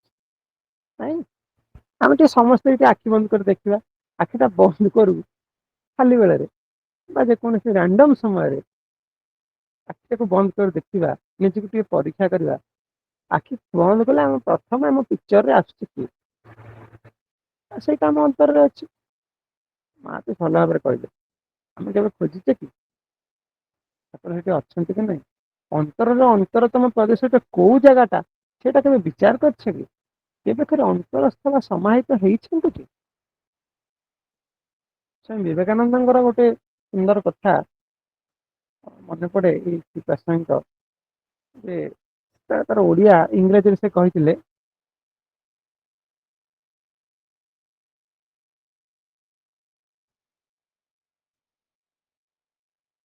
ଯେ ତମେ ଦିନରେ ଯଦି ତୁମ ନିଜକୁ କିଛି ସମୟ ନ ଦଉଛ, ସେ ଆପ୍ରୋପ୍ରିଏଟ ଇଂରାଜୀଟା ମନେ ପଡୁନି, କାଳେ ଭୁଲଭାଲ ହେଇଯିବ ମହାପୁରୁଷଙ୍କ କଥାଟା, ତେଣୁ ଓଡ଼ିଆରେ ତାଙ୍କ ଭାବାର୍ଥଟା କହୁଛି। ତମେ ଦିନରେ ଯଦି ନିଜକୁ କିଛି ସମୟ ନ ଦଉଛ, ନିଜେ ନିଜର ଆତ୍ମସମୀକ୍ଷା କରି ନ କରୁଛ, ତେବେ ତୁମେ ହଉଛ ଲୁଜର। ତମେ ଜାଣିଛ ତମେ ନିଜ ଜୀବନର ସବୁଠାରୁ ଗୁରୁତ୍ୱପୂର୍ଣ୍ଣ ବ୍ୟକ୍ତି ବିଶେଷଙ୍କର ସାନ୍ନିଧ୍ୟ ଲାଭ କରିବାକୁ ଅସମର୍ଥ ହୋଇଛ। ସବୁଠାରୁ ଗୁରୁତ୍ୱପୂର୍ଣ୍ଣ ପ୍ରସଙ୍ଗ ହଉଛି ଇଏ କିଏ ସେ ନା ଆମେ ନିଜେ ଅର୍ଥ ଆମ ଭିତରେ ଯୋଉ ଚେତନା ରୂପୀ ଭଗବାନ ବା ଠାକୁର ଅଛନ୍ତି, ସିଏ ହଉଛନ୍ତି ଆମ ପାଇଁ ସବୁଠାରୁ ଗୁରୁତ୍ୱପୂର୍ଣ୍ଣ। ତାଙ୍କ ସହିତ ଆମେ ଦିନରେ କେତେ ସମୟ ମିଟ୍ କରୁଛୁ ବା କେତେ ସମୟ ଆମେ କଥାବାର୍ତ୍ତା ହଉଛୁ, ସେଇ ଗୋଟାକ ହେଲେ ଅନ୍ତରତମ ପ୍ରଦେଶରେ ବୁଡି ଯାଇ ତାଙ୍କୁ ଖୋଜିବ। ସେ କୋଉଠି ଅଛନ୍ତି ସେଇଟାକୁ ଦେଖିଲେ ତାଙ୍କ ସାଙ୍ଗେ କଥାବାର୍ତ୍ତା ହବ ସେ ଗୁରୁତ୍ୱପୂର୍ଣ୍ଣ ବ୍ୟକ୍ତିକୁ। ତେବେ ସେଇ ଯେପର୍ଯ୍ୟନ୍ତ ନ ପାଇଛ ଅନ୍ତରତମ ପ୍ରଦେଶରେ ବୁଡିକିରି ତାଙ୍କୁ ଖୋଜିବା। ଯେତେବେଳେ ପାଇଲ ତାଙ୍କ ଧ୍ୟାନ କରିବ, ତାଙ୍କ ସେବା କରିବ। ସେ କଥା ପଛ କଥା, ଭାବ ଜଗତ କଥା ସେଠି ସେଗୁଡ଼ା ଏମିତି ସାଧାରଣ ଭାବରେ ଭାଷାରେ କୁହାଯାଇ ପାରିବ ନାହିଁ। ଯାହାବି ସେ ତା ପୂର୍ବ ପର୍ଯ୍ୟନ୍ତ ଯାହା ହେଲେ ସେଟା ହଉଛି ଖୋଜିବା। ଆମେ ଟିକେ ବେଳେବେଳେ ରାଣ୍ଡମଲି ଟିକେ ଚେଷ୍ଟା କରିବା। ପ୍ରକୃତରେ ଆମେ ଯେତେବେଳେ ଆଖିଟା ବନ୍ଦ କରୁଛୁ, ସତରେ କଣ ଆମ ଆଖି ବନ୍ଦ କଲେ ଠାକୁର ଆସୁଛନ୍ତି, ଘର କଥା ମନେ ପଡୁଛି? ନା ପୁଅର ଆସୁଛି, ନା ମାଙ୍କର ଫଟୋ ଆସୁଛି, ମୂର୍ତ୍ତି ଆସୁଛି, କିଏ ଆସୁଛି, ନା ପଇସା ପତ୍ର ଆସୁଛି, ନା ଘର ଆସୁଛି, ଯୋଉଟା ଆସୁଛି ତାରି ପ୍ରତି ଆମର ଆଫେକ୍ସନ ଅଛି। ସେଇଟା ତ ଠାକୁର କହୁଛନ୍ତି ଦୂର କରିବାକୁ ହବ। ସେଥିପାଇଁ ବାହିକ ବିଷୟ ମାତ୍ରେ ତ ମାଇକ ବୋଲିବା, ଯଦି ବାହିକ ବିଷୟଟା ଆମର ଆସିଲା ଜାଣିବ ଯେ ମାୟା ଭିତରେ ଅଛି। ସେତେବେଳେ ଠାକୁରଙ୍କୁ ଖୋଜିବା ପାଇଁ ପଡିବ। ଠାକୁରଙ୍କୁ କେମିତି ଖୋଜିବ? ସେ ସୁନ୍ଦର ଭାବରେ କହିଲେ, ମୁଁ ଯୋଉଟା କହିବି ତମେ ସେଇଟା କର, ମୁଁ ଯୋଉଟା କହିବି ତମେ ସେଇଟା ଖାଲି କର। ଯୋଉଟା ସେ କହିଛନ୍ତି ସେଇଟା ଖାଲି କରିବାକୁ ସେ କହିଛନ୍ତି, ଆଉ କିଛି ଅଧିକା ନାହିଁ। କିନ୍ତୁ ଭାବ ଠିକ ଥିଲେ ହେଲା, ନିଜ ଅନ୍ତରର ଭାବଟା ଠିକ ଅଛି। ମା କହୁନଥିଲେ ତାଙ୍କ ଭାବ, ସେଇ ଯୋଉ ଅନ୍ତର ପଛ ପାଇବା ପାଇଁ ସେ ଯୋଉଟା କହିଛନ୍ତି ସେଟା କରିବା, ସେଇ ଗୋଟା ହେଲା ଅନୁଶୀଳନ। ସେଇ ଗୋଟା ପାଇଁ ଅନୁଶୀଳନ କଣ ନା ଶୀଳନ ତ ସତତ କ୍ରିୟା, ଯୋଉଟା ବାରମ୍ବାର କହିଲେ ସେଇଟା ହଉଛି କରାଯାଏ, ସେଇଟା ହଉଛି ଅନୁଶୀଳନ। ସେଇ ଅନୁଶୀଳନ ବାରମ୍ବାର କଲେ ତାଙ୍କର ଯୋଉ କଥାଟା କହିଛନ୍ତି ସେଟା ଉପଲବ୍ଧ ହେବ। କିନ୍ତୁ ବେଳେ ବେଳେ କଣ ହୁଏ ନା ସେ ଅନୁଶୀଳନ ପଥରେ ବିଭିନ୍ନ ପ୍ରକାର ବାଧା ଆସିକି ପହଞ୍ଚେ। ଲକ୍ଷ୍ୟ ଲାଭ ପଥରେ ବାଧା ଆସିକି ପହଞ୍ଚେ। ବାଧାକୁ ମଧ୍ୟ ଆମକୁ ଅତିକ୍ରମ କରିବାକୁ ହବ। ମହାଭାରତର କାହାଣୀଟି ସମସ୍ତେ ଜାଣିଛନ୍ତି ଯେ ଯୁଧିଷ୍ଠିର 5 ଭାଇ, ତାଙ୍କର ଗୋଟେ କୁକୁର ସ୍ୱର୍ଗକୁ ଯାଉଥାନ୍ତି। ଆଗ ସ୍ତ୍ରୀ ପଡିଗଲେ, ତାପରେ ଭୀମ ପଡିଗଲେ, ନକୁଳ, ଅର୍ଜୁନ, ସହଦେବ ସମସ୍ତେ ଗୋଟି ଖସି ପଡିଲେ। କିନ୍ତୁ ସମସ୍ତେ ଡାକୁଥାନ୍ତି ଆମକୁ ରକ୍ଷା କର, ଯୁଧିଷ୍ଠିର କାହାକୁ ପଛକୁ ଟିକେ ଅନେଇ ନାହାନ୍ତି, ଗୋଟିଏ ଇଏରେ ଚାଲନ୍ତି, ଖାଲି ଶବ୍ଦ ଶୁଣୁଥାନ୍ତି, ମନେ ମନେ ଭାବୁଥାନ୍ତି। ଯେତେବେଳେ ଦ୍ରୌପଦୀ ପଡିଗଲେ ଭାବିଲେ ୟାଠାରୁ ମାନେ ଏଇ ଯୋଉ ରକ୍ତ ମାଂସର ପତ୍ନୀଙ୍କ ପାଇଁ ମୁଁ କରିବି କଣ? ଏହା ତ ମୋ ସ୍ୱରୂପ ନୁହେଁ। ପୁଣି ଏହା ପୂର୍ବରୁ କେତେ ସ୍ତ୍ରୀ ମୋର ମତେ ବିବାହ କରିଛନ୍ତି ପୂର୍ବ ଜନ୍ମ ମାନଙ୍କରେ। ମୁଁ ଯଦି ଭବିଷ୍ୟତରେ ଭଗବାନଙ୍କ କୃପାରୁ ପୁଣି ଜନ୍ମ ଲାଭ କରେ, ପୁଣି କେତେ ସ୍ତ୍ରୀ ମୋର ମତେ ବିବାହ ବା ବରଣ କରିବେ। ତ ଇଏ ରକ୍ତ ମାଂସ ଧରି ସ୍ତ୍ରୀକୁ ଧରି ମୁଁ କଣ ପାଇଁ ଆବଳତାରେ ମାତିଥିଲି। ଭାଇ ପଡିଗଲେ ସେମିତି, ନଥିଲା ସମ୍ବନ୍ଧ ପୂର୍ବେ ନ ରହିବ ପୁଣି କେବେ, ମାୟା ଭେଳି କରେ କହୁ ତୁ ମୋର ମୁଁ ତାହାର। ଭିତରେ ବୋଲୁନାହାନ୍ତି ଅଜଣା ରାଇଜ ଯିବେ, ନଥିଲା ସମ୍ବନ୍ଧ ପୂର୍ବେ ନ ରହିବ ପୁଣି କେବେ, ମାୟା ଭେଳି କରେ କହୁ ତୁ ମୋର ମୁଁ ତାହାର। ତେଣୁ ଏଇ ଯୋଉ କଥାଟା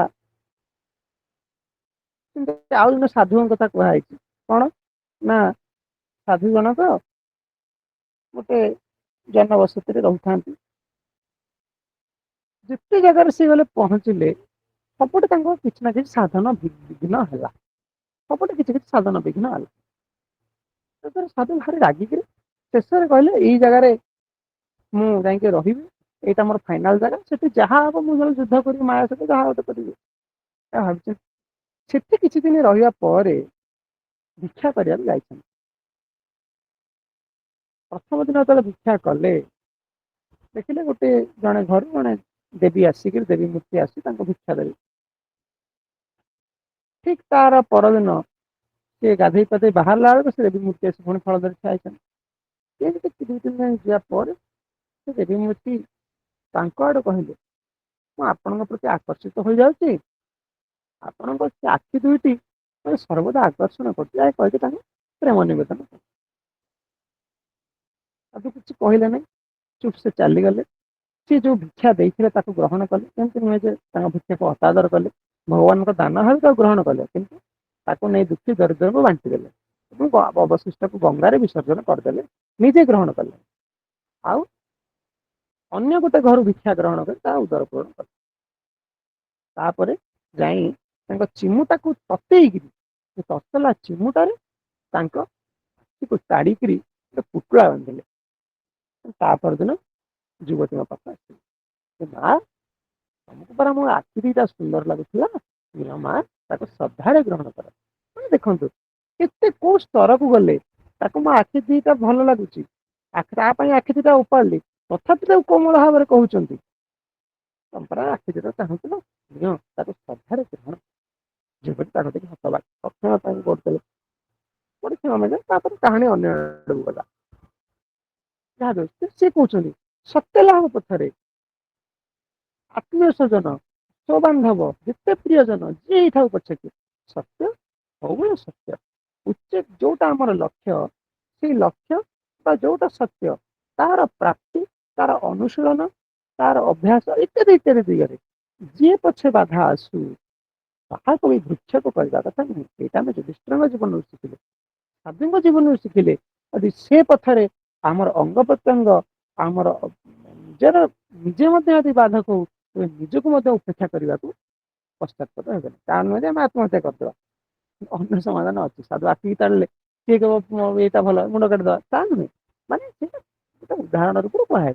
ନାଇଁ, କଥାଟା ହଉଛି ଯେ ପ୍ରକୃତରେ ସତ୍ୟଲାଭ ପଥରେ ଯିଏ ନାହିଁ ସେ ବାଧା ଆସିଲେ ବି ସବୁବେଳେ ମମତ୍ୱହୀନ ବା ନିର୍ମମ ଭାବ ଅବଲମ୍ବନ କରି ଚଳିବ। ସର୍ବତ ଭାବରେ ସର୍ବାବସ୍ଥାରେ ସେ କାମଟା କେତେବେଳେ ହବ? ଠାକୁର ଅତି ସହଜରେ ଆମକୁ ଦେଇଛନ୍ତି ତାଙ୍କର ନାମ। ସର୍ବାନ୍ତ କାରଣରେ ତୁମେ ମାନେ ନାମ ଜପର ଅଭ୍ୟାସ କର। ହରିପତି ସେ କହିଲେ ସର୍ବାନ୍ତ କରଣରେ ତୁମେ ମାନେ ନାମ ଜପର ଅଭ୍ୟାସ କର। ଏକମାତ୍ର ନାମ ଦ୍ୱାରା ତୁମେ ସଂସାର ସାଗର, ଭବସାଗରରୁ ପାରି ଭାବସାଗରରେ ଯାଇ ପହଞ୍ଚିବ। ଭବସାଗର ହେଲେ ସ୍ୱାଧିଷ୍ଠାନ ଚକ୍ରରେ, ଭାବସାଗର ହେଲା କୋଉଠି? ଆଜ୍ଞା ଚକ୍ର ଉପରକୁ। ତେଣୁ ଭବସାଗରରୁ ପାରି ତୁମେ ଭାବସାଗରରେ ଯାଇ ଉପନୀତ ହବ। କେବଳ ନାମର ସାଧନ ଅତି ସୁନ୍ଦର ମନ୍ତ୍ର ଆମକୁ ଦେଇଛନ୍ତି। ମାନେ ସମସ୍ତଙ୍କ ବର୍ତ୍ତମାନ ଆମର ଭାବିନୟ ଯନ୍ତ୍ର ଯେକୌଣସି ଆମର ଯାହା ତ୍ରୁଟି କିଛି ଆମେ ତ କିଛି ଜାଣିନୁ। ମନ୍ତ୍ରହୀନ, କ୍ରିୟାହୀନ, ବାକ୍ୟହୀନ, ଶବ୍ଦହୀନ, ମାନେ ସବୁ ହୀନ। ଯାହା କିଛି ସିଏ ଟିକେ ଦଉଛନ୍ତି ତାଙ୍କରି ବଳରେ କହୁଛନ୍ତି ଏଇଟା ଆମ କଥା ବୋଲି, ମାନେ ସେ ଯୋଉଟା କହୁଛନ୍ତି ସେ କଥାକୁ ଭୁଲ ଭାଲ କରି କହୁଛି। ତେଣୁ ସେଇଟା ଠାକୁରଙ୍କର ନିକଟରେ କ୍ଷମା ପ୍ରାର୍ଥନା କରୁଛି। ଅନେକ ପ୍ରକାର ତ୍ରୁଟି ଆମର ହଉଛି ସବୁବେଳେ। ଆଜି ଟିକେ ପ୍ରତୀକ୍ଷା ମଧ୍ୟ ବିଳମ୍ବରେ ହେଲା, 3-4 ମିନିଟ୍ ଯେକୌଣସି କାରଣ ଯୋଗୁଁ ପଛେ ପ୍ରତୀକ୍ଷା 3-4 ମିନିଟ୍ ବିଳମ୍ବରେ ହେଲା। ସମସ୍ତ ପାଇଁକି ଠାକୁରଙ୍କ ନିକଟରେ କ୍ଷମା ପ୍ରାର୍ଥନା କରୁଛି। ଜୟ। ଶେଷ ଗାନ ମାନେ ଶେଷ ଗାନ କରନ୍ତୁ ବା।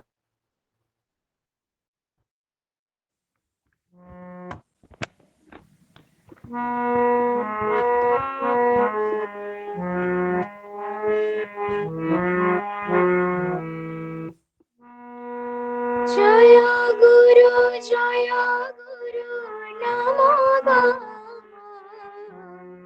গুরু নামে রট জয় জয়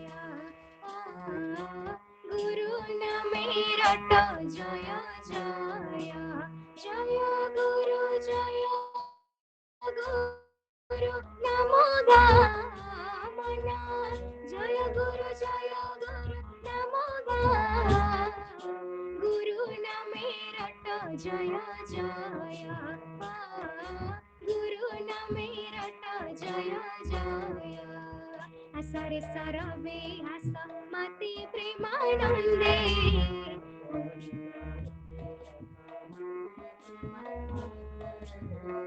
আসরে সরবে হাস মতি প্রেমানন্দে আসরে সরবে হাস মতি প্রেমানন্দে পান কর গুরু নাম সুধাম করন্দে পান কর গুরু নাম সুধাম করন্দে পান কর গুরু নাম সুধাম করন্দে পান কর গুরু নাম সুধাম করন্দে শান্তি ধাম মুক্তি ধাম সে নাম ক্ষয় মন শান্তি ধাম মুক্তি ধাম সে নাম ক্ষয় গুরু নামে রট জয় জয় গুরু নামে রট জয় জয় প্রপঞ্চ সংসার হিত অতি ভয়ঙ্কর প্রপঞ্চ সংসার হিত অতি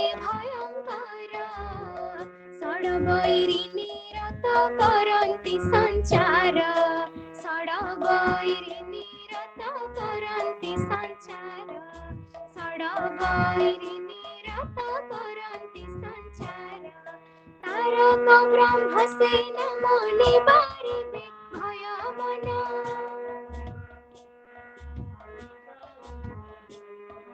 তারক ব্রহ্ম সেন মনে বারিবে ভয় মন তারক ব্রহ্ম সেন মনে বারিবে ভয় গুরু নামে রট জয় জয় গুরু নামে माया नदी पार पाई से तो नाउरिया माया नदी पार पाई माया नदी पार पाई से तो नाउरिया माया नदी पार पाई से तो नाउरिया मोहन भौरी जले से ही कासा मोहन भौरी जले से ही कासा संपदे विपदे गुरु पदे रखिलय मन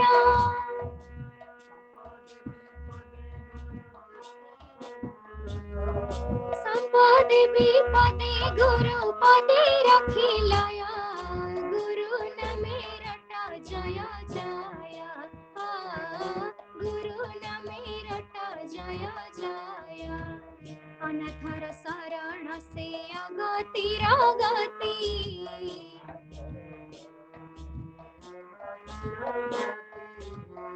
अनाथर शरण से अगतिर गति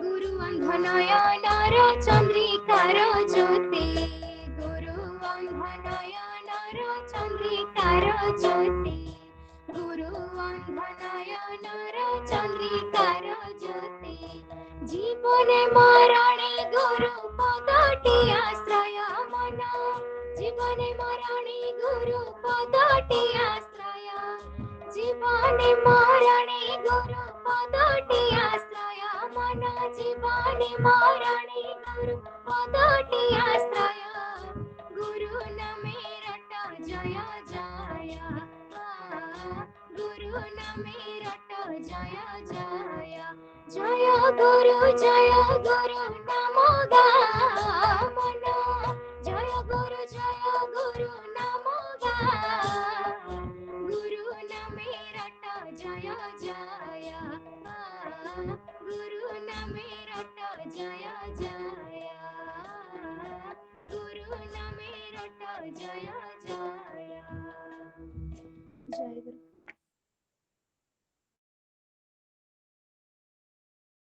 शास्त्र पाठ पर निमंत्रण। जय गुरु आसंता मंगलवार नित्य शास्त्र पाठ अनुष्ठान पाई परमाध्यक्ष श्री ठाकुर महाराज पूज्य परिचालक एवं समस्त भाई और मां मान निमंत्रण करुछु समस्ते यथा समय उपस्थित रही शास्त्र पाठ शुणिबा हेतु जय गुरु परवर्ती महिला पूजा पर निमंत्रण।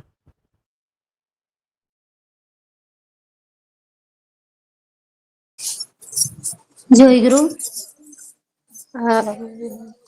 आसंता एटा होची जून मास जुलाई मास जुलाई मास 27 तारीख रविवार को परमाराध्य श्रेष्ठ ठाकुर महाराज और समस्त महा भाई मानक आमर महिला सारस्वत पाठचक्र को निमंत्रण करा जाउची आपण माने समस्त आसीबे और गुरु कृपा स्रोत निज को शामिल करिवे आसंता जुलाई मास 27 तारीख जय गुरु। जय गुरु आमर आसंता सारस्वत पाठचक्र 148तम अधिवेशन को श्री श्री ठाकुर महाराज और समस्त भक्त मान को निमंत्रण करछु समस्ते उपस्थित हो ठाकुर कृपा लाभ करेंगे। आम जेतु रथयात्रा विशेष अधिवेशन थाए तेणु ताहा केबे करा जिवो ताहा सभापति महाशय सहित आलोचना कर तारीख 12 यथाशीघ्र ग्रुप रे भक्त मान को जणाई दिया जय गुरु। त्रुटि प्रार्थना चिन्मय मा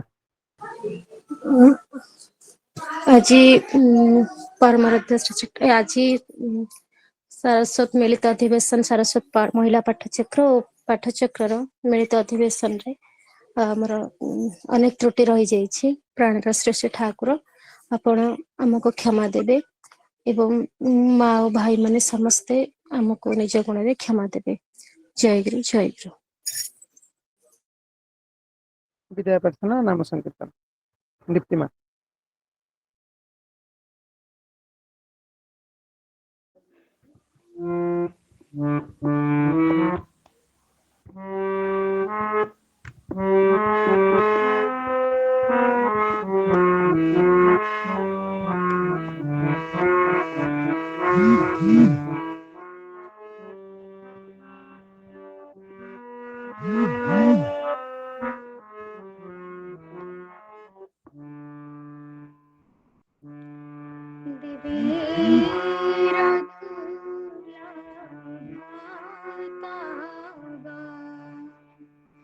चराणा जुगाणा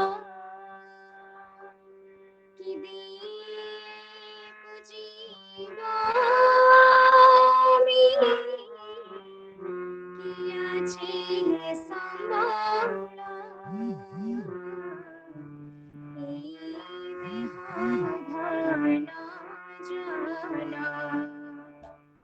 तुम्हारे सकाला प्रभु ग्रहण करिया करा जीवन सफल चराचर विश्व सकलित चराचर विश्व सकलित कि धन तुम्हार देव कि আছে আমার कि দিয়ে পুজিব তোমায় দিনহীন আমি कि দিয়ে পুজিব তোমায় দিনহীন আমি যে ধনে পুজিব তোমায় সেই ধন তুমি যে ধনে পুজিব তোমায় সেই ধন তুমি আর কিছু নাই চাই নিবেদন আর কিছু নাই চাই এই নিবেদন আর কিছু নাই চাই এই নিবেদন জন্মে জন্মে রূপে দাও দর্শন জন্মে জন্মে রূপে দাও দর্শন জন্মে জন্মে রূপে দাও দর্শন जन्मे जन्मे रूपे दाओ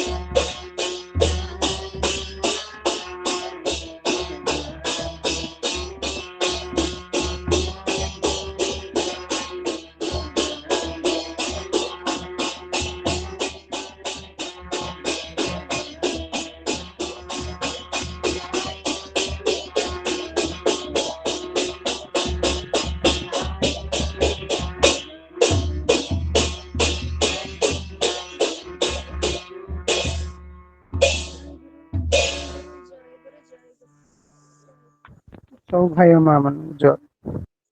ଜୟ ଗୁରୁ ଜୟ ଗୁରୁ ଜୟ ଗୁରୁ ଜୟ ଗୁରୁ ଜୟ ଗୁରୁ ଜୟ ଗୁରୁ। ଜୟ ଗୁରୁ।